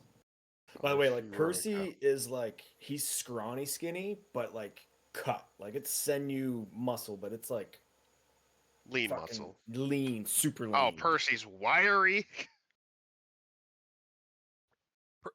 Ego looks at you, Percy, and goes, "You feel good? You feel good for you?" I feel so yes. good. Thank you, madam. Yes, $3. Ah, gladly. Here you go. Yes, thank you. Puts it away and everything. All right, be gone. Get out of my house. Goodbye. Ooh. Collect my Thank you. clothes, put them back on, tuck everything in. Yeah, you guys make your way out of the Russian bath. High up in a forest. He is in the woods. Yeah. Do either of you know where the hell that might be? Well, I don't know what her Hold on. definition. Okay. Oh no, sorry. Does Central Park still exist? Central Park still exists, but it's not high up. That one's. I mean, there's not any huge, massive trees there. The majority of Central Park, more effort has been put into expanding out the city proper than it has a lot of nature. If I'm being honest, that's sort of just the nature of the time. Yeah. Well, Helen, Percy, The only place that I'm aware of that's high up, and I don't know about her definition of a forest or what exactly she saw in her vision, but I do know of a garden that's pretty high up, and it is a wild and expansive garden. Okay, so not north. We're talking height. If I understand her meaning correctly, it sounded like high. Well, if it's not that garden, is there anything else on the island? I don't get out a whole lot of I'm the neither city, from so the city myself. I'm from Pittsburgh. Helen, are you the Oh. local? Yeah, but I stay low. So, would I know of any place that sounds familiar like that? I mean, the only like nature that is high up are like rooftop gardens, or it's like upstate woods. But I mean, I don't want to metagame, but I told you guys we'd be staying in the confines of Yeah, yeah. Manhattan. So Right. please, please do not go to like Rensselaer, New York right now. I don't have that Don't Upstate. ability. overcome. God, yeah, oh, I have that Never ability. You gotta go up the again. Hudson Valley. But Oh, like no, I you wouldn't know of really like a know. bunch of rooftop gardens, but like a forest is not something that you would know, Helen. I mean, Percy, it sort of rings true to you that like your conversation with Parsons Vo this morning is like Yep. maybe that's it. You don't know how I many figured rooftop Vo solariums would there are. probably, yeah, exactly. I figured Vo may know the others if there are. Yeah. And you would know too, because you were told this by Mr. Hughes. Enrico is staying at the Delmonico because he doesn't feel safe. He's got a room at the Knickerbocker. A room was gifted to him at the Knickerbocker. Tracking that. Yep. Yeah. And if the note says "come stay," that kind of lines up.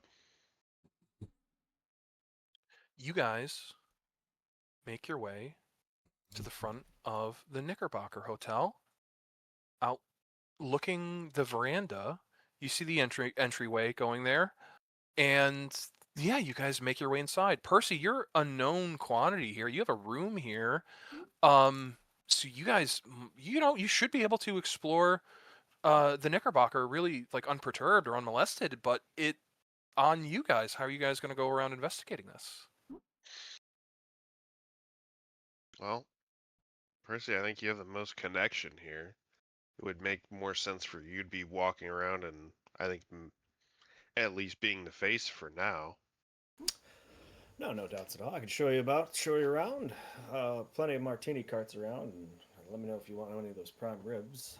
They're quite delicious here. But the solarium, I think, is up this way on the roof.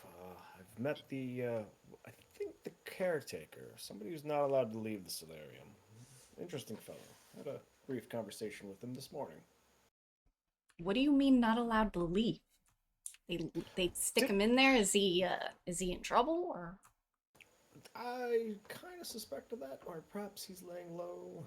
I didn't get a much chance to talk about it until I was pushed out into a car to go meet, to find all you, Hmm. Delmonico's. So do you guys want to head up to Mm. the solarium? That's where I would lead them if they're following in behind me. You guys make your way into the Knickerbocker, and you notice a couple things. Directly in the entryway, there are a couple people.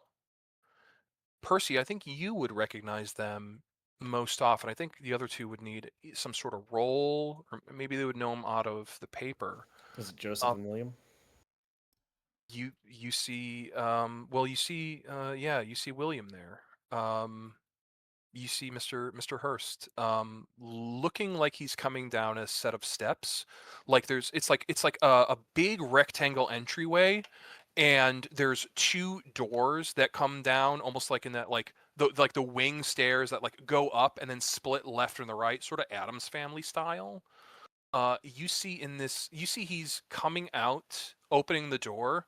You see at the bottom of the stairs, there is looks like Mr. Hughes looking to like meet him, and you see looking a little out of place, but maybe Mr. Hughes hasn't noticed them, or maybe hasn't given him any pause. A 10, 11-foot tall man in a suit of armor and a gorgeous like coat and vest with this like collared shirt and puff, and he's holding a drink, but his hands are gauntlets and his head is a helmet.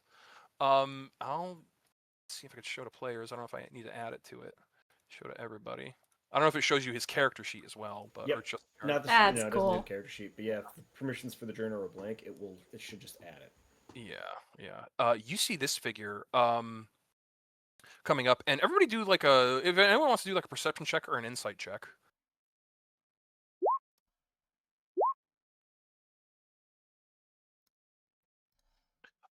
Okay. So a couple things. Whoops. Nope, you're good. Oh, if you want to do a perception check too. This is Oh. Charles. The thing you're looking for is a perception check. Oh, okay. All right. Percy, you see a couple people. You see Mr. Hurst about to exit a door. You see Mr. Hughes at the base of the stairs, looking like he's waiting to like escort him. And you see this person, this incredibly tall armored person, who you have never seen in the building before. This person is brand fucking new. I'm gonna indicate that to the other two. I'll be like, Yeah, Helen, you as soon as the door opens, you see Percy react to Mr. Hurst, William Randolph Hearst coming through the door.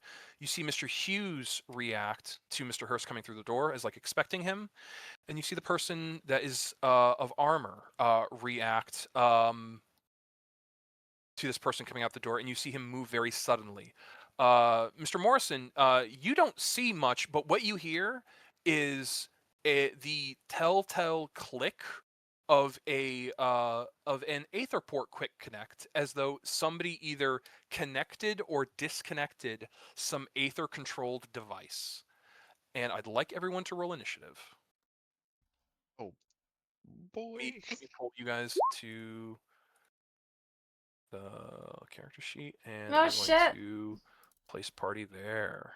oh my god, I know where you got this map. Yeah, do you? This is Mansions of Madness.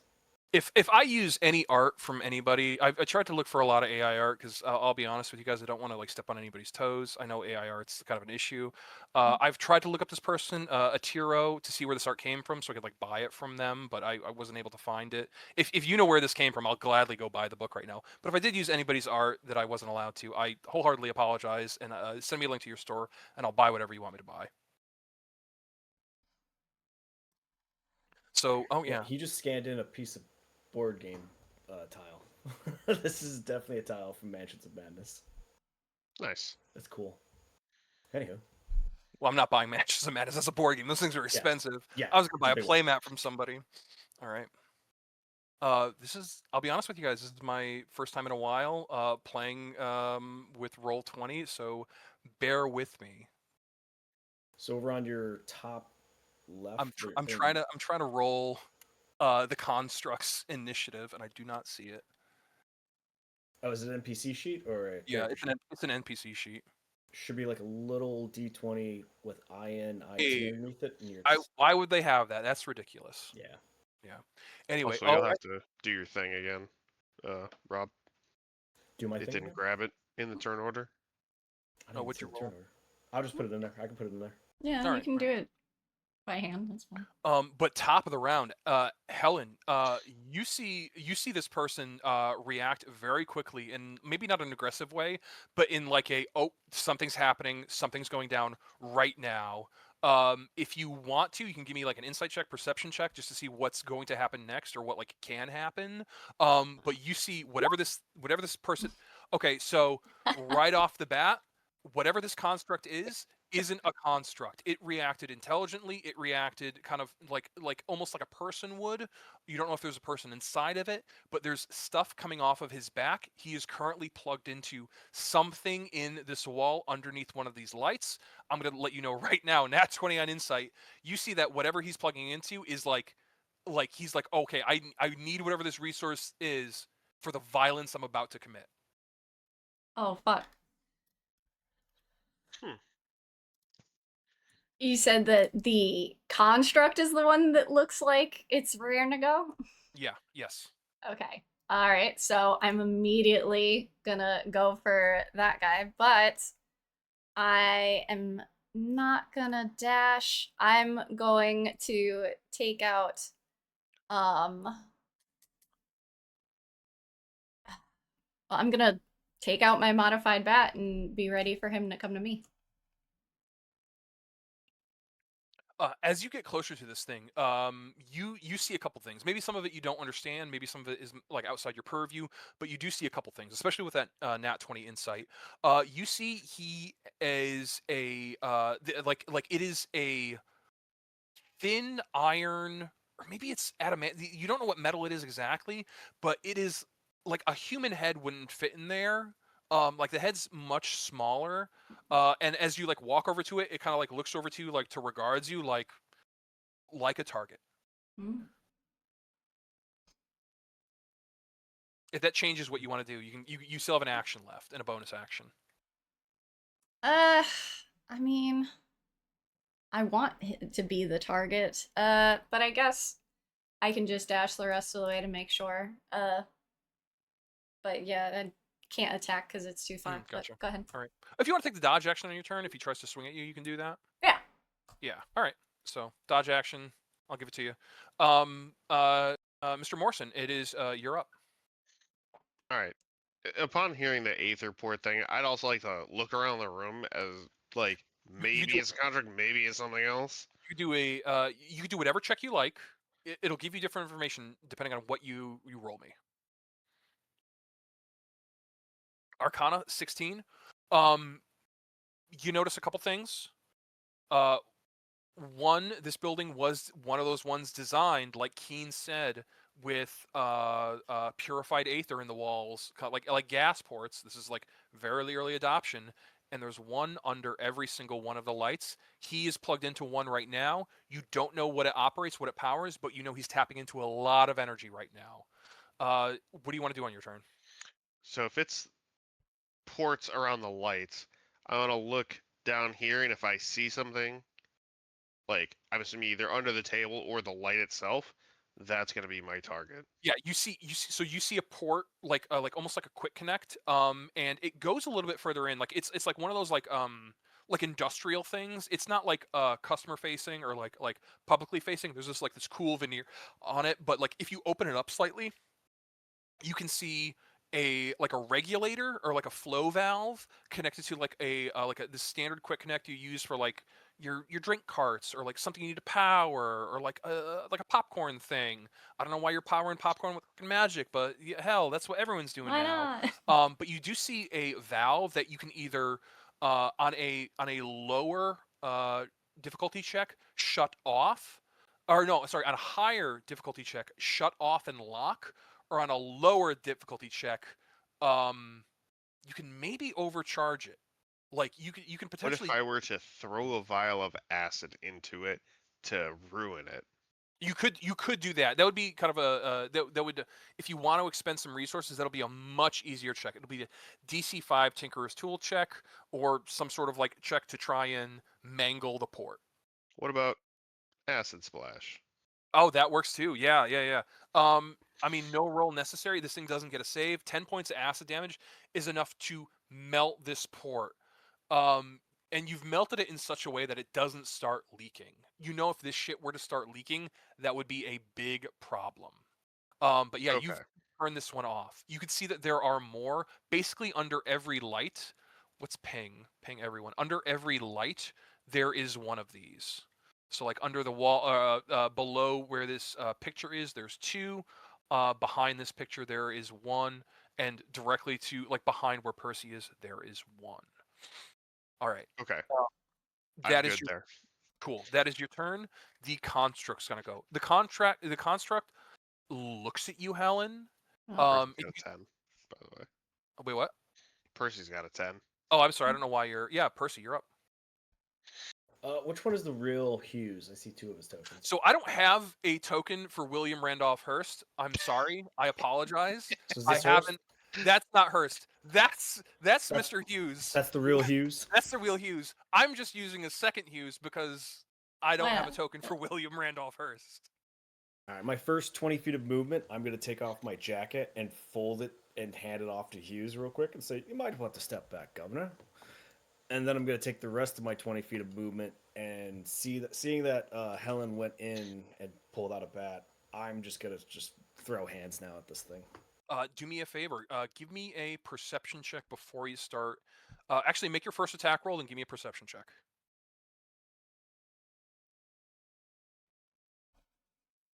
So 14 does not hit. This thing is armor, so 14 does not hit. On a 22 perception check, you could see behind this thing, it is charging something up. There is fuel being like like the fuel is being stored in it very quickly. It's going to do something with it unless you unless you stop it in some way. I don't know if you're a mechanical man, but you could see behind him there is some device it is using, and it is pulling energy from rapidly. Oof. Not a mechanical man. I am going to try to get hands on him with my extra attack. Yeah, go ahead.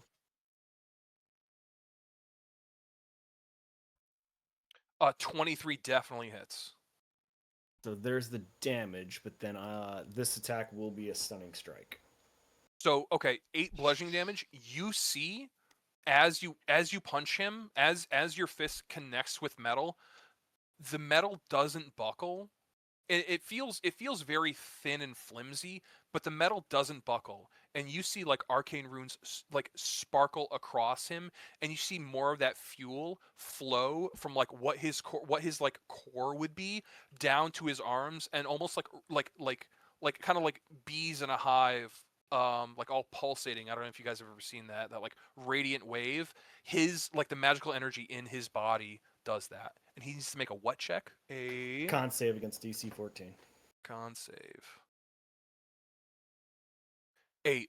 You interrupt some, like you see this magic that like this you see the wave flow down to his fingertips, and like as it begins like flowing back up, like redoubling, you strike and you pump your key past this wave.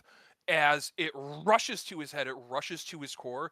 There is like a like through his body for a second, and it like glitches out for a second. It looks like it was about to talk to you, Helen, and it is just like looking at you and like jerking slightly, kind of like that. He's stunned. Yeah, that's his turn. Jesus. Um, he spends his turn coming out of the stunned condition, and like looks at you. He goes, "Now hang on just a minute here," and uh you see he has something ready for you guys, but he's got to wait a fucking turn. Damn, nice stun. That's his turn. Helen, you're up. So he started talking? Yeah, he started talking. uh, okay. Well, this thing is still a threat and still tall. So I'm gonna try a trip attack. So, oop. So, do that. 21 definitely hits. Okay. So 18 points of damage. I mechanically yours is just a Warhammer, right? You didn't upgrade it in any way. It's just a regular Warhammer, technically. Warhammer. You go to strike him in that leg area, like in the back of the knee. You see it doesn't deal as much damage. You see the same thing Percy saw with that like radiant energy coming from whatever fuel he's being pulled into his core. So you only deal 9 points. But Okay. what's the save he needs to make? He needs to make a strength saving throw. He's pretty good at both these things, Yeah. but Oh, yeah, you strike him there, and it is like striking like an I beam, like a solid post. It's like it's not a thick looking leg. He actually looks kind of like I don't know if you I don't know what the 1920 word for snatched is, but he looks like he's like a well built man. But he's just made of metal, and he's made of stronger stuff than that. alright. So you dealt 9 points of damage. He made a save. Do my Uh, second attack then. yeah, go ahead. Do your second attack. Ah. 16 just hits. Roll for damage. No superiority dice on that. Okay, so just okay. Yeah, it looks like as long as he's plugged into this thing, he's going to be taking it. Like whatever's damage you're dealing to him, he's not feeling most of it. Fuck. Okay. All right. That's my turn. That's your turn. Charles, you're up. As I make my way over to other ports he might use. Oh, See- Mr. Hughes goes yells to Mr. Hurst. Goes, go back inside. Go back inside. As the construct kind of like looks up and goes, hey, now wait a minute. I wasn't done killing him. And Mr. Hurst goes back inside the room. Oh boy, the ports, the ports. I'm gonna yell that to those two behind him, and I am gonna finish, but take my action to dash over to this one, because I am going to try to turn off these two as well. Whatever he's doing is not fucking good. You can do one of them. I've already used my action to dash, unless Oh, it's... Yeah. Okay, gotcha. Was it a 15 foot splash attack? Still a technical cantrip, which is an action, unless you Gotcha. just want to give it to me. And no, unless you're not 15 foot of it. I mean, you guys did stun him for a round, so I'm gonna take it out on you in a minute. But yeah, you think it's worth the time either turning those things off or disassembling them in some sort of way. Like as an engineer, you know that like, yeah, let's get rid of whatever his power source is and deal with whatever this hunk of metal is. Percy, you're up. The ports? Hearing what Charles said, can I step over here to see what he's hooked up to? Yeah, he's hooked up to this this sort of gas, or like sort of like this gas you're maybe not too familiar with, but is new. It isn't just natural gas that's being like installed onto this hotel. Oh, actually, they would have given you the spiel. This is pure aether gas. This stuff is magical. This stuff is explosive in multiple types of ways, incredibly dangerous, and the Knickerbocker is proud to be on the cutting edge of this science. And whatever this construct is, this cutting edge thing is, this construct is fully harnessing it to multiple effects. Is it an action to try to unplug him, or do I see a valve I can just shut? Yeah, you see a valve. You could do a couple things. You see a valve that you can mess with. It is a much easier. There's two checks. You can either try and sabotage it, or you can just turn it off. If you try and sabotage it, that's going to be an easier check. If you try and just turn it off safely without without getting gas everywhere and probably causing a bigger problem than this is, would be a little bit more difficult check.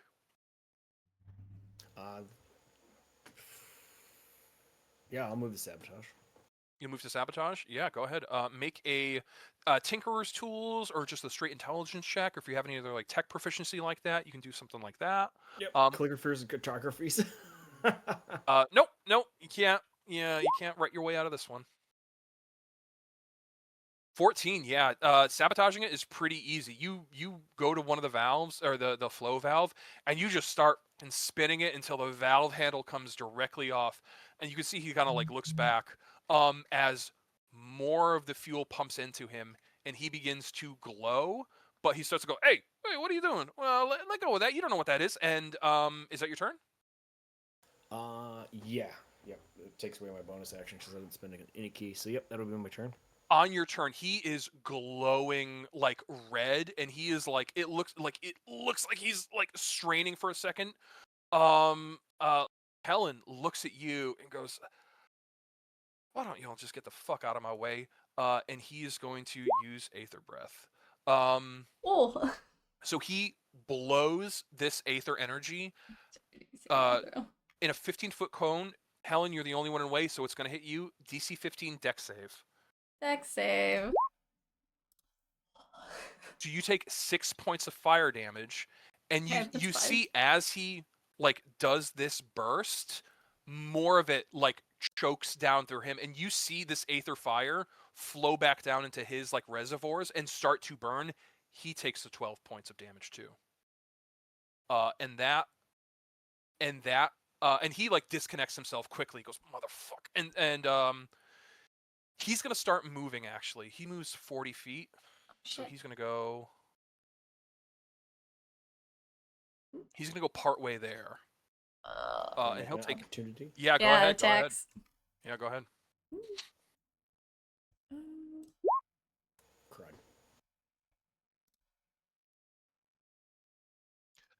Yeah, you whack him with your bat. Like as he's walking away, you take a full batter swing to the back of the knee. He buckles for a second too, and you see the metal on like his back calf, which is like a molded calf, dent in, and you hear it dent. He takes that full damage. He doesn't have those resistances when he's not plugged in. So that is his turn. Next up on the list is Me. Helen, you're up. You got a second round. He's so fucking fast. All right. I'm gonna have to dash to get to him, but before he plugs You guys look in... like you very quickly figured this fight out. He's looking oiled, I'll say. Not bloodied, oiled. I had to dash, but I am going to action surge so I can get my 2 hits. And then I'm going to try the trip attack again. Yeah, go ahead.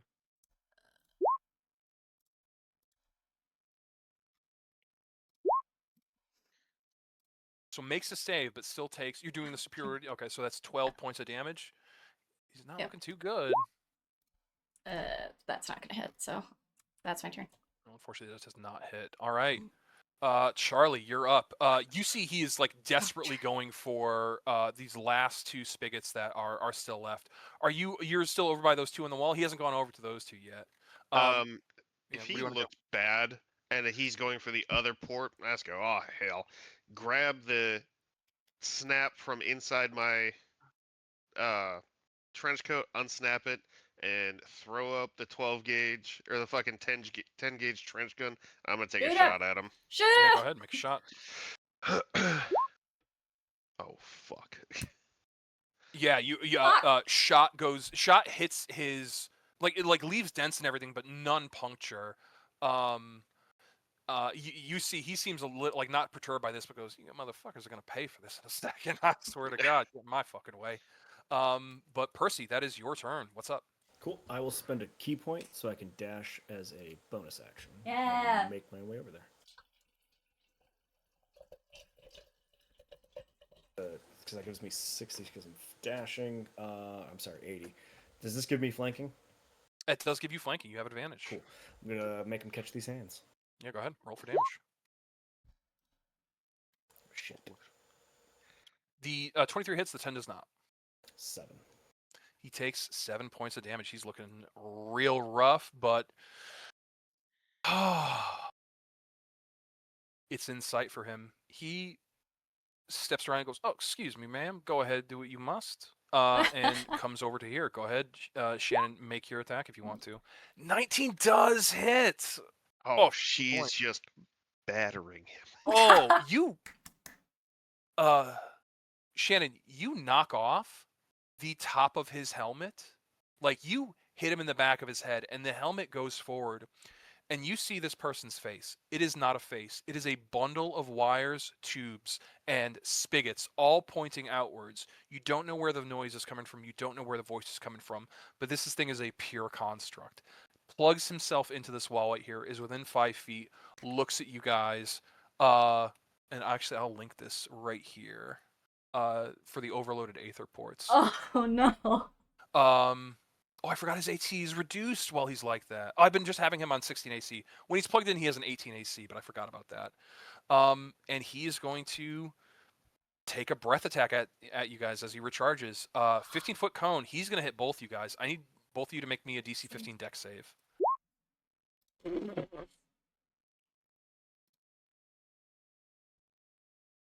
You guys both take 14 points of fire damage as a gout of Aether radiates over you guys. He looks at you as he does, and you just hear noise coming out of one of the tubes, almost like somebody's like talking through like a funnel or something like that, like something's through like one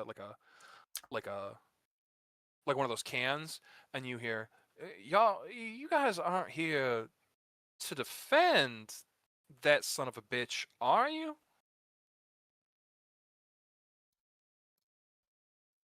And that is his turn. What are you guys doing? Shannon, you're up. Well, no need to talk when we're fighting, so I'm gonna get to the other side, and I'm just gonna keep hitting. 26 does hit, but he is still plugged in. He's plugged in, yeah. Yeah.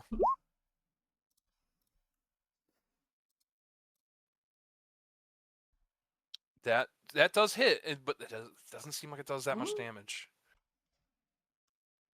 That's my turn. I don't know this science stuff. I haven't caught on at all. Charles, make me a Tinkerer's Tools check or something like that. What do you mean, or something like that? An intelligence-based check if you want to use Tinkerer's tools. That's great. Oh god. It's looking real rough. This thing's looking real rough, and you don't know if it's going to change tactics or not. But this thing's looking rough, and you know if this were like a living creature, it would change tactics. You don't know if the construct will. You don't know how smart it is. Okay. Then in that case, move 20 feet down here, take a knee, and I'm aiming for the port attached to the light, not him. Okay, make an attack roll. That definitely hits, and that definitely rolls for damage. That definitely is damage, and that is going to be high or low, man. High or low. Hi. High. Piss. You do not hit the port. You hit whatever tube was coming off of him. Ooh. As Aether, unsmelling, you can't really detect it without a magical sense, starts pouring into this room. Fuck, I'm gonna use my remaining 10 feet to try to go for this and turn off the valve. Percy, you are up. As Mr. Morrison blows this tube off, he is no longer connected. You can hit him, and you just hear very, very quietly, only because you're right next to him, like light chuckling from within him.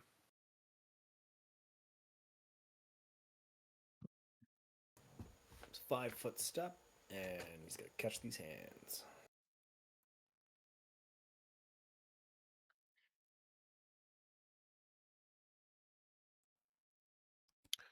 Both hit. You do max damage on, or like, roll for damage. 18, 19, 21. Like as you start to like rope-a-dope into the side of the metal, you feel this isn't a suit of armor. This is like tin coated in something. And as you begin to punch and dent, like flecks of something are coming off. And this, like, you realize this guy was just tin painted in something over a mechanism. As you fully like rope-a-dope and like bust this guy's like chest cavity off, you see his core is just a bundle of tubes, wires, of just amalgam of steel, of ash metal, and in the center is like a hunk of what looks like coal in a bottle. I'm gonna keep going. I'm just Um, gonna keep point do flurry of blows. you look and you see like he is on his knees right now. You look and you see the fuel that was originally flowing into him is now like flowing out of him and filling the room, was passing through this bottle in his chest that has a hunk of coal in it. Yeah, I just wanted to start like if I gotta like do more knife hands and like judo chop some of these. Yeah, go wires ahead, and make an attack roll. If you want to try and just pull this thing out with some sort of damage, make an attack roll at disadvantage. Yeah. Yeah. Is that okay if like flurry of blows is giving me 2 unarmed strikes? If I can Yeah, no, it's fine. It's try fine. it twice Yeah. at disadvantage? Yeah, of course, of course. Ooh, 22. Oh yeah, so yeah, first one you knock his block off, and second one I'll give it to you on the 10. You just reach inside as this thing begins to lull back, and you pluck the glass vial out of his chest, almost like pulling a heart. Like you feel an ampule crack, as this thing just falls, and just you hear, what was that for? Well, this seemed pretty important to him. As this thing stops moving, you see C.E. Hughes, Mr. Hughes comes over and goes, what? Boy, what was that? What is that? There was something inside his chest cavity. And I hand it over to Hughes. And I'll take my coat from him. Take your coat for him. As your coat changes hands, somebody make me everybody make me a perception check.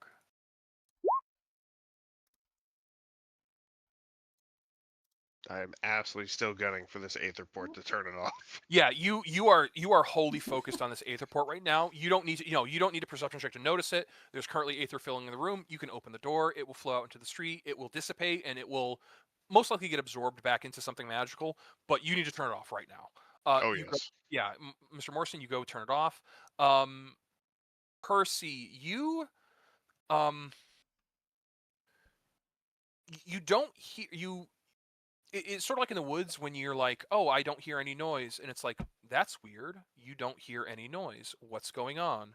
Um, Helen, a second before that, you heard come from like 5 stories up. I heard a what? You cut out. You heard like a muffled like something popped 5 stories up. I think we should take the stairs. Mr. Hughes comes to you, Percy, and goes, "Oh boy, was this him? Did you get him? This isn't."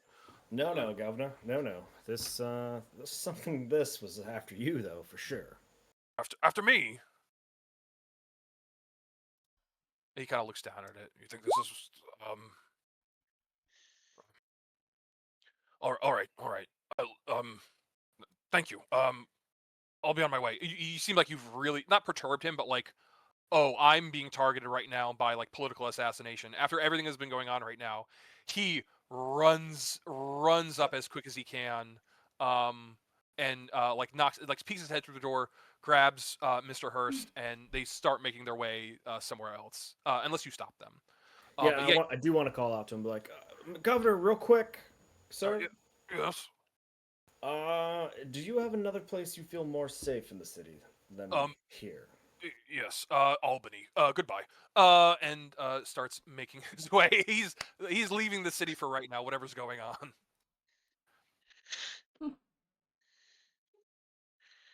Probably What the smart. hell is this? I'd Yeah, like to check this thing for any sort of like ownership markings, I yeah. guess. Go ahead. Make me an investigation check. Anyone wanted to make me checks? Helen, if you want to head upstairs to see what the commotion is. Percy, whatever you want to do. Mm. You I you do guys. want to hand the vial to Charles. Yeah, you hand the vial to Charles. You basically have everything that's here to your investigation. If anybody wants to move, you guys have in this panic, in this confusion, effectively full reign of the Knickerbocker Hotel. There is a couple places you can go. You can go up to like the 5th floor to see what was going on there. You know about the rooftop gardens. You know about the new cafe. Where do you guys want to go? Is the check-in counter nearby? The check-in counter is it's like you guys are in like the coat room area. The check-in counter would be like another room further down. Oh, okay, so it's Yeah. okay. Mm. I'd like to follow the noise of whatever that pop was. Yeah, you go up to the 5th floor. You see there's a commotion. It seems like something like you walk up to the 5th floor. You hear yelling and people with like buckets moving towards one of the rooms. And you see that there is a room there that looks like it has been maybe firebombed, maybe bombed out, but is like under control. It's not like it was designed to take out the building, but just like affect whatever was in the room. Okay. Well, You make I'm your way gonna. over. You see there's a fire burning right now. Pretty quickly you see a vanity with like a chair and makeup. You see a playbill with Enrico Caruso on it, the person who you talk to. You gather that this was maybe Enrico's room at the Knickerbocker. Ah, shit. All right. I'm not gonna talk to anyone in there. I'm gonna take that information to the two smarties downstairs. Yeah, they're putting like there's still a fire going and there's like stuff in there. If you want to do like if you want to look in the room, you can. But if you're like, nope, I'm out of here, you can be out of here. I don't want to be framed for anything going on in here, so. Gotcha. You make your way out, and then Charlie, you said you got a 12 investigation check. The first thing you noticed is this thing is oh, there's multiple different types of science in this thing. There's multiple different types of alchemy. There's multiple different types of magic. You find in carved in this thing's head and are sigils of like like Kabbalistic magic, like Hebrew, like almost like a golem. You see in the chest there are like vials that are like it's like alchemical, like empowering vials, like stuff for like stuff that's like precursors to like metabolizing gas down to like pure magic and energy. Like this thing is designed from a couple different fields. Whoever put this together is the preeminent engineer of this age, and you guys just destroyed it. And you don't know who the fuck made this. Edison didn't make this. Tesla didn't make this. You don't know who made this.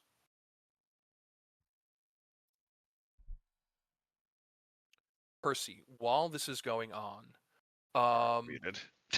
yeah, you're good. Percy, while this is going on, what are you doing? I do kind of want to go to the check-in, grease some palms, and see if I can figure out or look through the list of people who checked in after Crusoe and see if anything jumps out at me. Yeah, you check in. You go to the check-in, and you see there's a confused looking like bellhop, or like concierge. It's like, sir, is everything all right? Can I? Should we call the police? Should we call the fire brigade? Nope. Everything is under control. We took care of it. Okay. Governor's safe. Governor's leaving. I just need to know. I know Crusoe's got a room here. I just want to know who all checked in, maybe around or after him for some time. He's I has want to something. slip him like a $5 bill. Yeah, he looks pretty shocked right now. You could see he has something in his hand. He hasn't like either filed away or done, and is like, yeah, thank you, sir, but yeah, somebody was here and wanted me to leave a message for him. He has a note in his hand. I can take care of that. I met Mr. Crusoe at his usual hangout spot. I know exactly where he is. I can make sure that gets to him. You are handed you're not handed a note. You're handed another cipher, or you're not handed another like written cipher. You're handed a 5x5 grid of letters that is very simply A B C D E F G H I J K L M N O P Q R S T U Y Z. And on the The back, alphabet. it's just the alphabet. It's just the fucking alphabet. And on Why the is it missing back, V? it says thank you.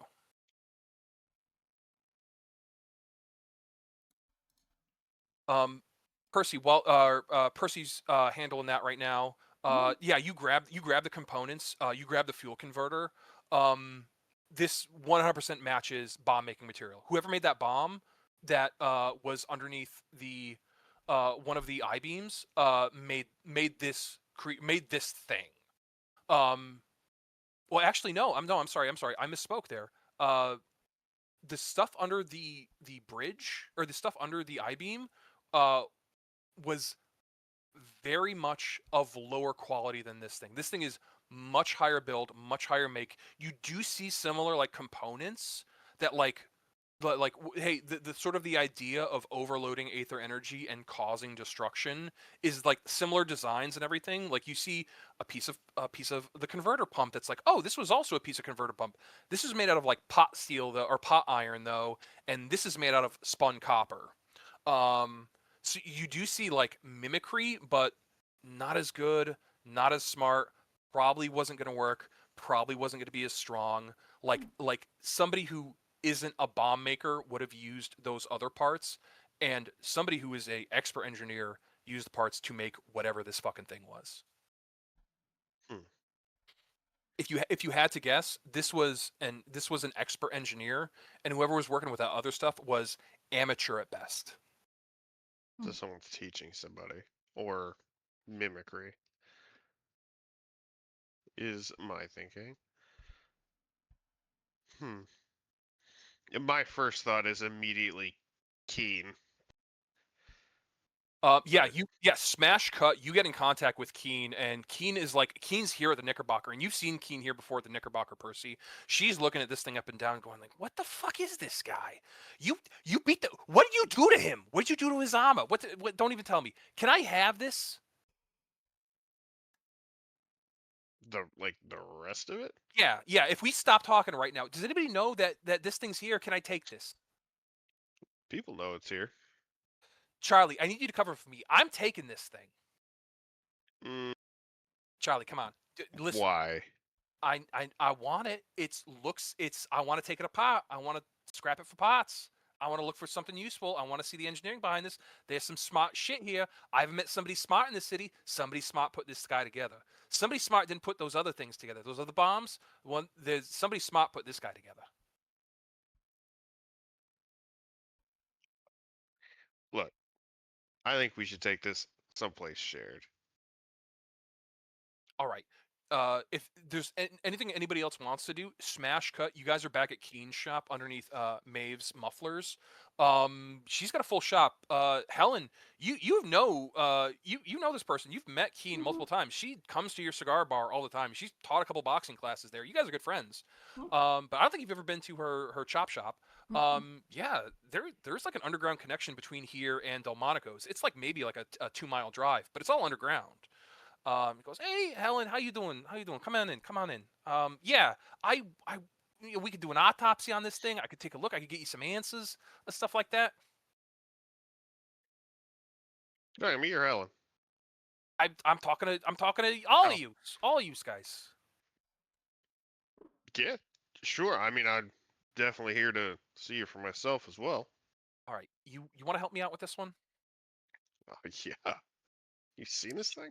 She's gonna make a roll. If you want to give her advantage, it's gonna be a dice check here to see what she can tell you because I didn't prep what you'd be skipping something, but. So 14, she has a +9. That is a 23. She looks at it and she goes, "Yeah, there's parts here that there are a couple different makes here. This one," she points to something that is like an engine starter. It looks like the part of the converter, the fuel converter, is like I don't want to call it the spark plug, but like the thing that generates the magic to convert it. Goes, yeah, this is actually a new pot. These haven't gone through production on any vehicles or anything like that. I don't know where they got this. The only other version of this I know is installed in the main engine tank of the 20th Century Limited. Car. No, the 20th Century Limited is not a car. It is a train.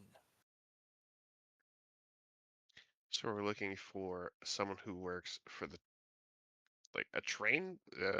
I'm trying to just think out loud. Looking I, if I we it's either somebody who's stolen pots from like the train company or like is planning something there or like works for them. Maybe there's an inside guy at Grand Central. I don't know. I'd love to know him because he's a good fucking engineer.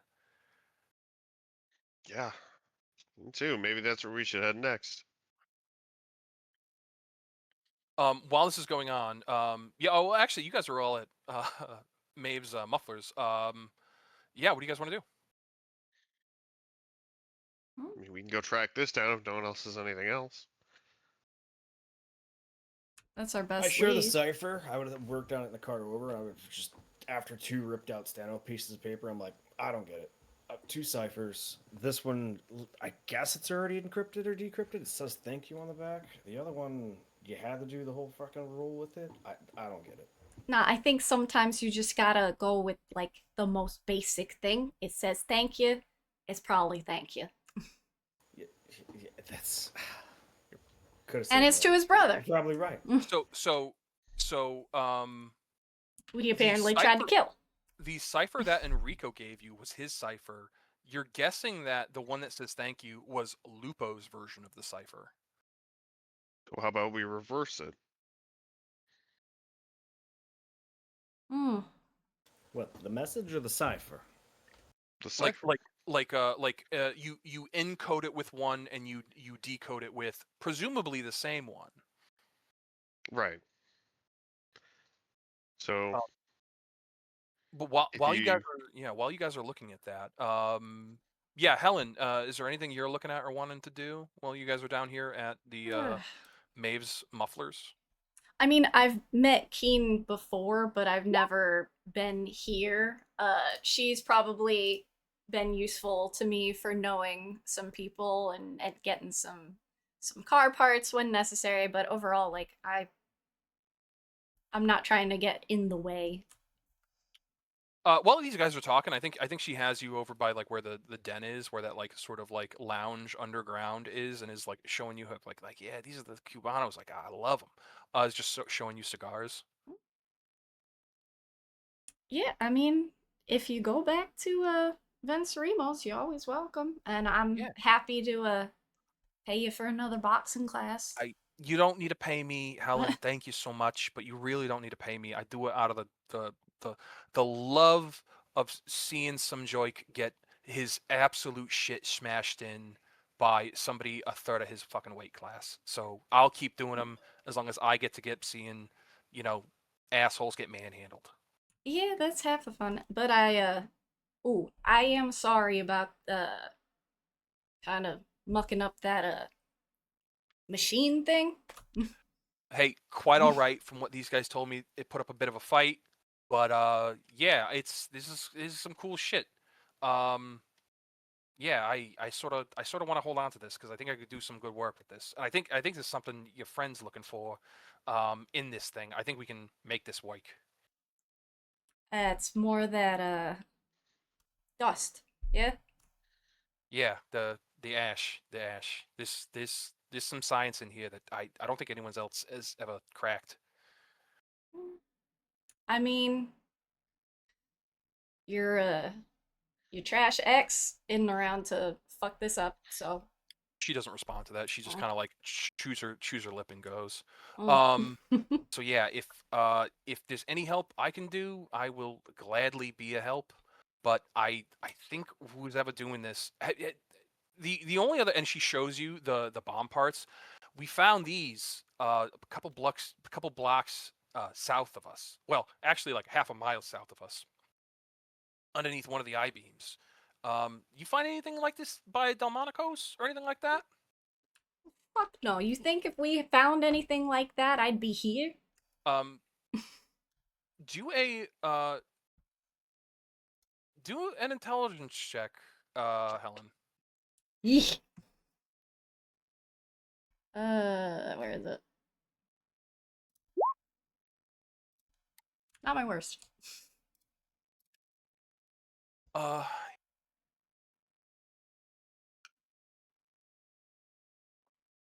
whatever burnt wood is on here, this thing is like partially metal, but like it has like some wooden components on it that's like bracing material, or like stuff to hold the glass because like metal on glass doesn't work. Um, then uh so the back of the message was like thank you, as in like I got your message, thank you is what I'm Mm-hmm. saying. It wasn't like thank you like translate, it was like a response. One looks like it was like this is his code, and the other one looks like this was like a scrawled out like thank you note. um Okay, so this is just for later. Okay. yeah. Well, I'll tell you now, it's not for later. You can do work with it right now. Shit. And he's like, yeah, the wood here the wood here you recognize as like cedar wood, but like the cedar wood that you would use in like a cigar box.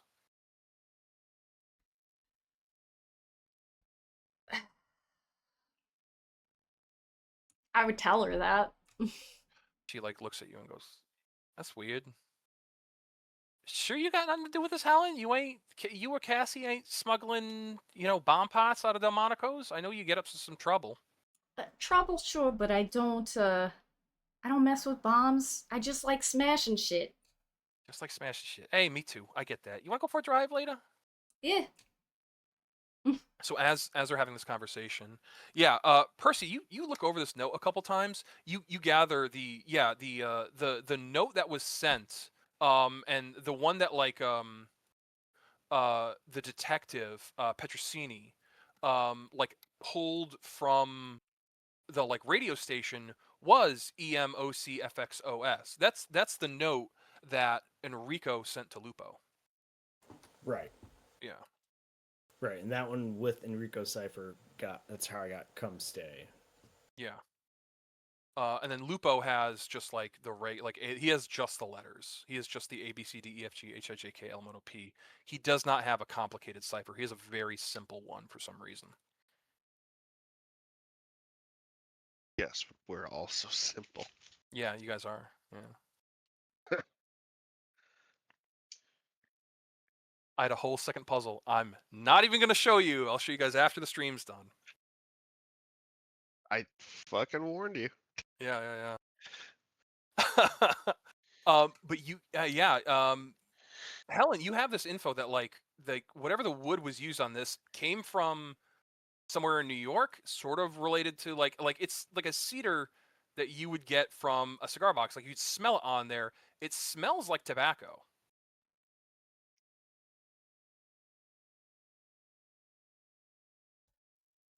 Well, who's making cigars? Oh.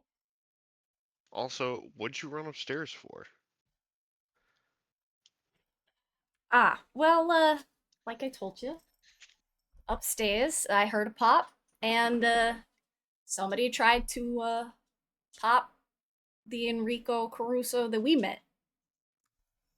And you didn't find any bomb parts or anything like that?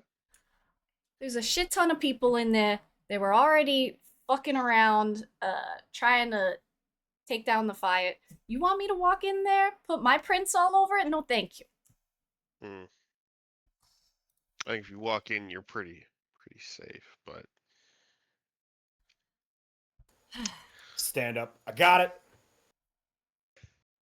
Got what? oh yeah, I take Enrico's note and I throw it through Lupo's cipher. I got come hunt. mm, I don't think that's a good sign. You think that he's in on it?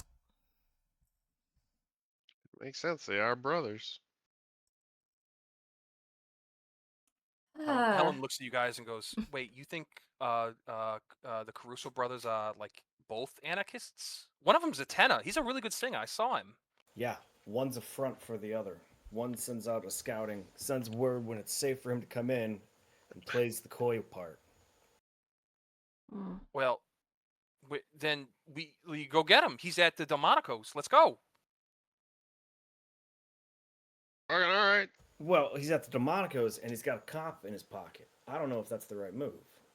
Is a cop in his pocket or is a cop stupid? Cops are usually like in this town. Cops are, I mean, a little bit of both. So Nah, he's probably stupid. You're the locals. I wouldn't. This is Steve out of character saying like I wouldn't make fun of Joseph Petrosini because he is an amazing person. So I don't want to make. Keen would make fun of him. I'm not making. My character would make fun. Fucking me pig. as a player, Fucking no. dumb Oh, pig. gosh. Fucking dumb pig doesn't know what to do. Fucking comes to a domestic and fucking blames it on the wife. Piece of shit. Anyway, get in my car. We'll go to the Monaco's. Yeah, you guys There's a shit ton of cigars there. all happen to back Yeah, of. well, Venceremos is right underneath. It's a smoke easy. What do you need? You think they're using it? Whoever buys these cigars in these cedar boxes, I'd put my money on. Oh, you guys head. please tell me Cassie ain't part of this. You guys head down. If you guys wish to go overland, you can go overland. But Keen looks at you guys and goes, "You guys need to get to the Monocles fast. I know a good way." Let's fucking go. You guys get into her vehicle that's down here on the, like the sub basement in New York, the firmament of New York, and go a speed most humans have not going. Everybody like shits their pants as she goes like up like 240 on and is just dodging I-beams and like half built subway systems and like going like, yeah, I know the way. Yeah, I know the way. Yeah, I know the way. All right, it was the other way, and like is going the other way. But in record time, gets you guys to Delmonico's to the basement of Delmonico's. Like, there's like ladders that go up. The cigar bar doesn't go all the way to the basement.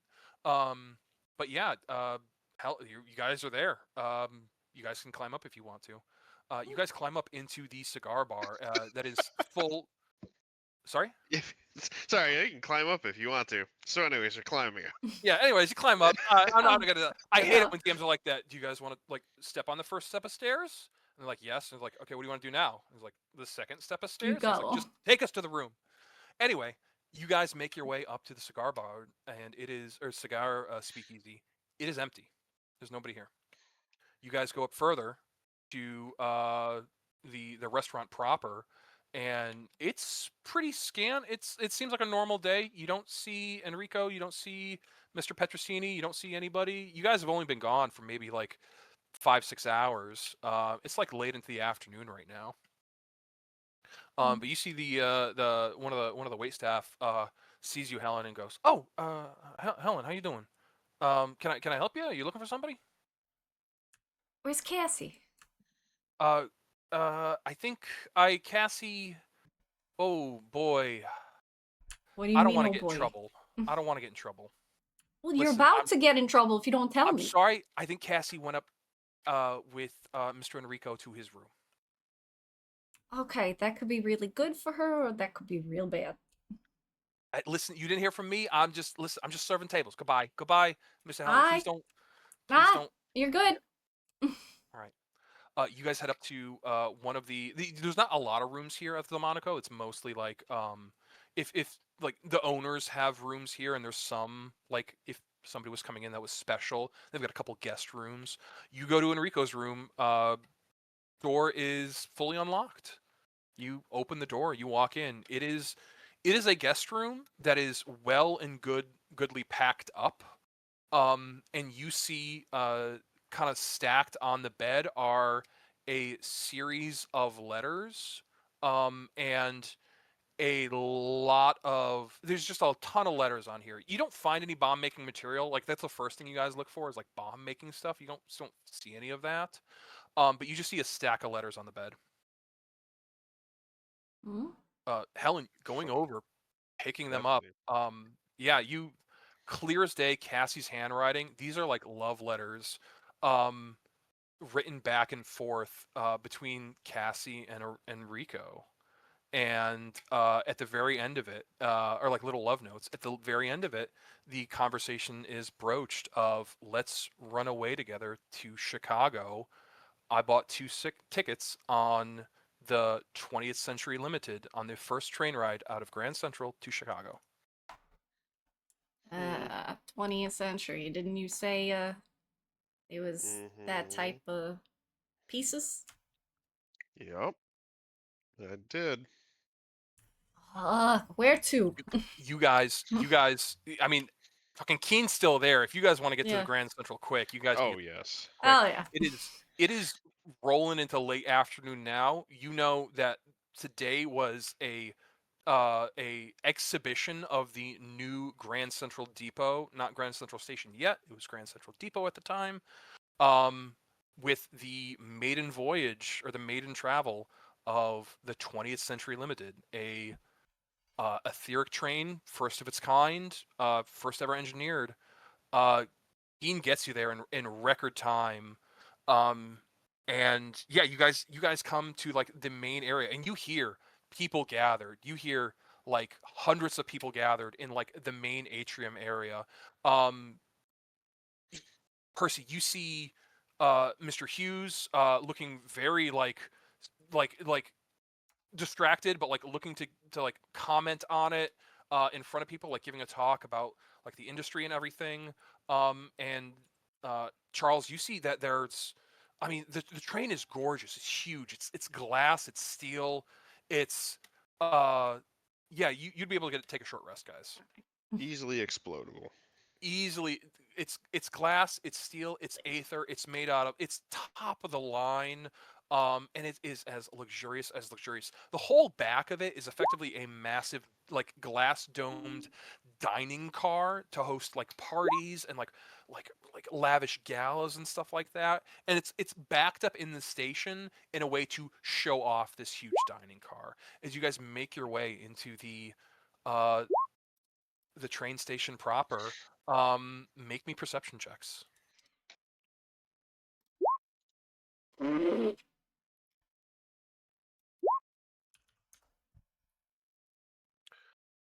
Percy, you see pretty plainly a couple people in the crowd that don't have the same energy, that are looking at Mr. Hughes, that are looking at his guests behind him, that look like all anxious and apprehensive. William Randolph Hearst, a couple of other people in this town that are important enough to attend this, gathered together. Charles, you see, you smell it in the air. You like, you've worked with Aether enough Fuck that balls. this fucking train is leaking it. Like this is not good. Whoever fucking made this thing did not do a good job. Whoever fucking made this thing is this thing leaks this fuel, this caustic fuel, or this explosive fuel that is so explosive. It's leaking it, and it is filling the area. Nobody's noticed yet. It's not like up to the chest, but you've effectively filled a football-sized room with like a couple inches of this shit. Hmm. I just need to narrow down where it's coming from. The train itself. Yes, Helen, you see uh, like where the train is, and allowing people to like get up and walk around it and like look at the back and sort of look in at the luxury on inside. And you can see there's a party going on inside. There's like people in there. They're like having fun. You see on the outside of the train looking in, just kind of like standing there, Cassie. But Caruso's not with her. Caruso's not with her. I point out that Cassie is already on the train. Oh no, she's not on the train. She's on like the viewing area of the train. She's not on the train. Okay, I'll nudge them and point to where Cassie is. I'll try to even wave to her to see if she'll notice. She's not turning around. She's like No. very much like, she's like standing still. Other people are like moving around her, but she is standing still, looking at the inside of this train. I'll look to the other guys to see what they want to do. We might as well confront her. Like, there's Aether in there everywhere. If this bomb's going off, we have to do something quickly. Helen, as you move towards Cassie in the viewing area, Percy, you move towards the crowd to see Mr. Hughes giving a talk, and just like, thank you to the hard work of all the Union men who laid the rail, who built this building. It is a testament to the engineering, to the indomitable will. You look around you, you see distinctly two men that do not belong here. You see a gentleman that is like a head taller than everybody else, who is like gaunt to the level that like you think you can see bone under his jawline, and another gentleman in blacked out glasses that is like like stifling a grin or a laugh. They are both in black trench coats. They are both staring at Mr. Hughes and the group behind them. Helen, you walk up and you touch Cassie's elbow. She is frozen solid. She is not moving right there, and you see tears streaming down her face. Governor, I did say somewhere safe out of the city. I think you much rather want to give this talk outside. As somebody else is talking, he's like, I wouldn't mind being rid of this place, but do you think something is going to happen here? As he asks that, Percy, you go up to like where Helen is, and Helen, you turn Cassie around. Cassie is full crying, looking at you. But you see like tears are coming out of her eyes, but she's not sobbing. And she looks at you, and just meekly says, "He's so dreamy." Charles, you see in your hand is a device built out of the same material that was found under the under New York. Do I also see this gaunt man? You aren't in that situation right now. You Oh, do okay. not see that gaunt man. You look down and you see a, like, not trying to hide it at all. Very, very specific to the point where it doesn't have a ton of casing on it. So you see a lot of the exposed components. You see an explosive device that is active right now. And Cassie, Helen, you look into her eyes. She like almost like she's petrified. She is being enthralled by something. And she is like holding on to this device like with a death grip. I slap her. You go to slap her. Yeah, you go to slap her. You whack her. The fuck? Make me an insight check. And I'll say we're not going to get into it. We're probably going to call it for tonight, so this doesn't go too long. This is going to be a really long. You give her the ability. You give her the ability to make the save against something, and you can see kind of in behind her eyes that she is choosing to fail whatever this save you kind of gave her the ability to like make a save for. Like she's choosing to fail something. Oh, And no on need. And on this insight check, you know, because if she were to succeed, she wouldn't be strong enough to let go of whatever this thing is. She was commanded to hold this. She was commanded to hold on to this thing, smile, and she is not letting go. And she's not letting go of the enchantment because if she does, she's dropping this thing. Helen, you turn and look inside the glass. You see a gentleman looking at you. You see Enrico hold Piece up a of glass shit. and look at you with holding some sort of spell in his eyes. Fuck. And that's where we're gonna call it. No. That's where we're gonna call it, because it's You 9:13. And if we were to continue going on, it would take 2 hours. So what do we do now? I told you to leave a cliffhanger if You said if we a don't, one shot. if we don't have hey, whatever happens happens. That's part of history. Let's and bomb out of our hands. We all go up and die. Oh my god! I almost killed all of us. But yeah, we're gonna end it at a cliffhanger. If we want to play this again, I have it all prepped and everything. But yeah, you guys are in Grand Central. Oh my god. Cassie has something in her hands that is set to go off, and there are 2 people in the crowd that look like they have eyes on Mr. Hughes and most, if not all, of the most influential people in this city at this meeting. Thanks for playing, guys. I can't wait to play this again with you. Good I hope job. you had fun. Really good job. How Dave. dare you? I'm so mad. Oh, I need a beer. That was so good. I'm so mad. I hate you so much. This was pretty good. Yeah. When stream's over, I do want to show you guys. I'm not going to show you like the like solving of the puzzle, but I'm going to show you like there's no way you're getting out of range of whatever this thing is, especially what's going on in this room.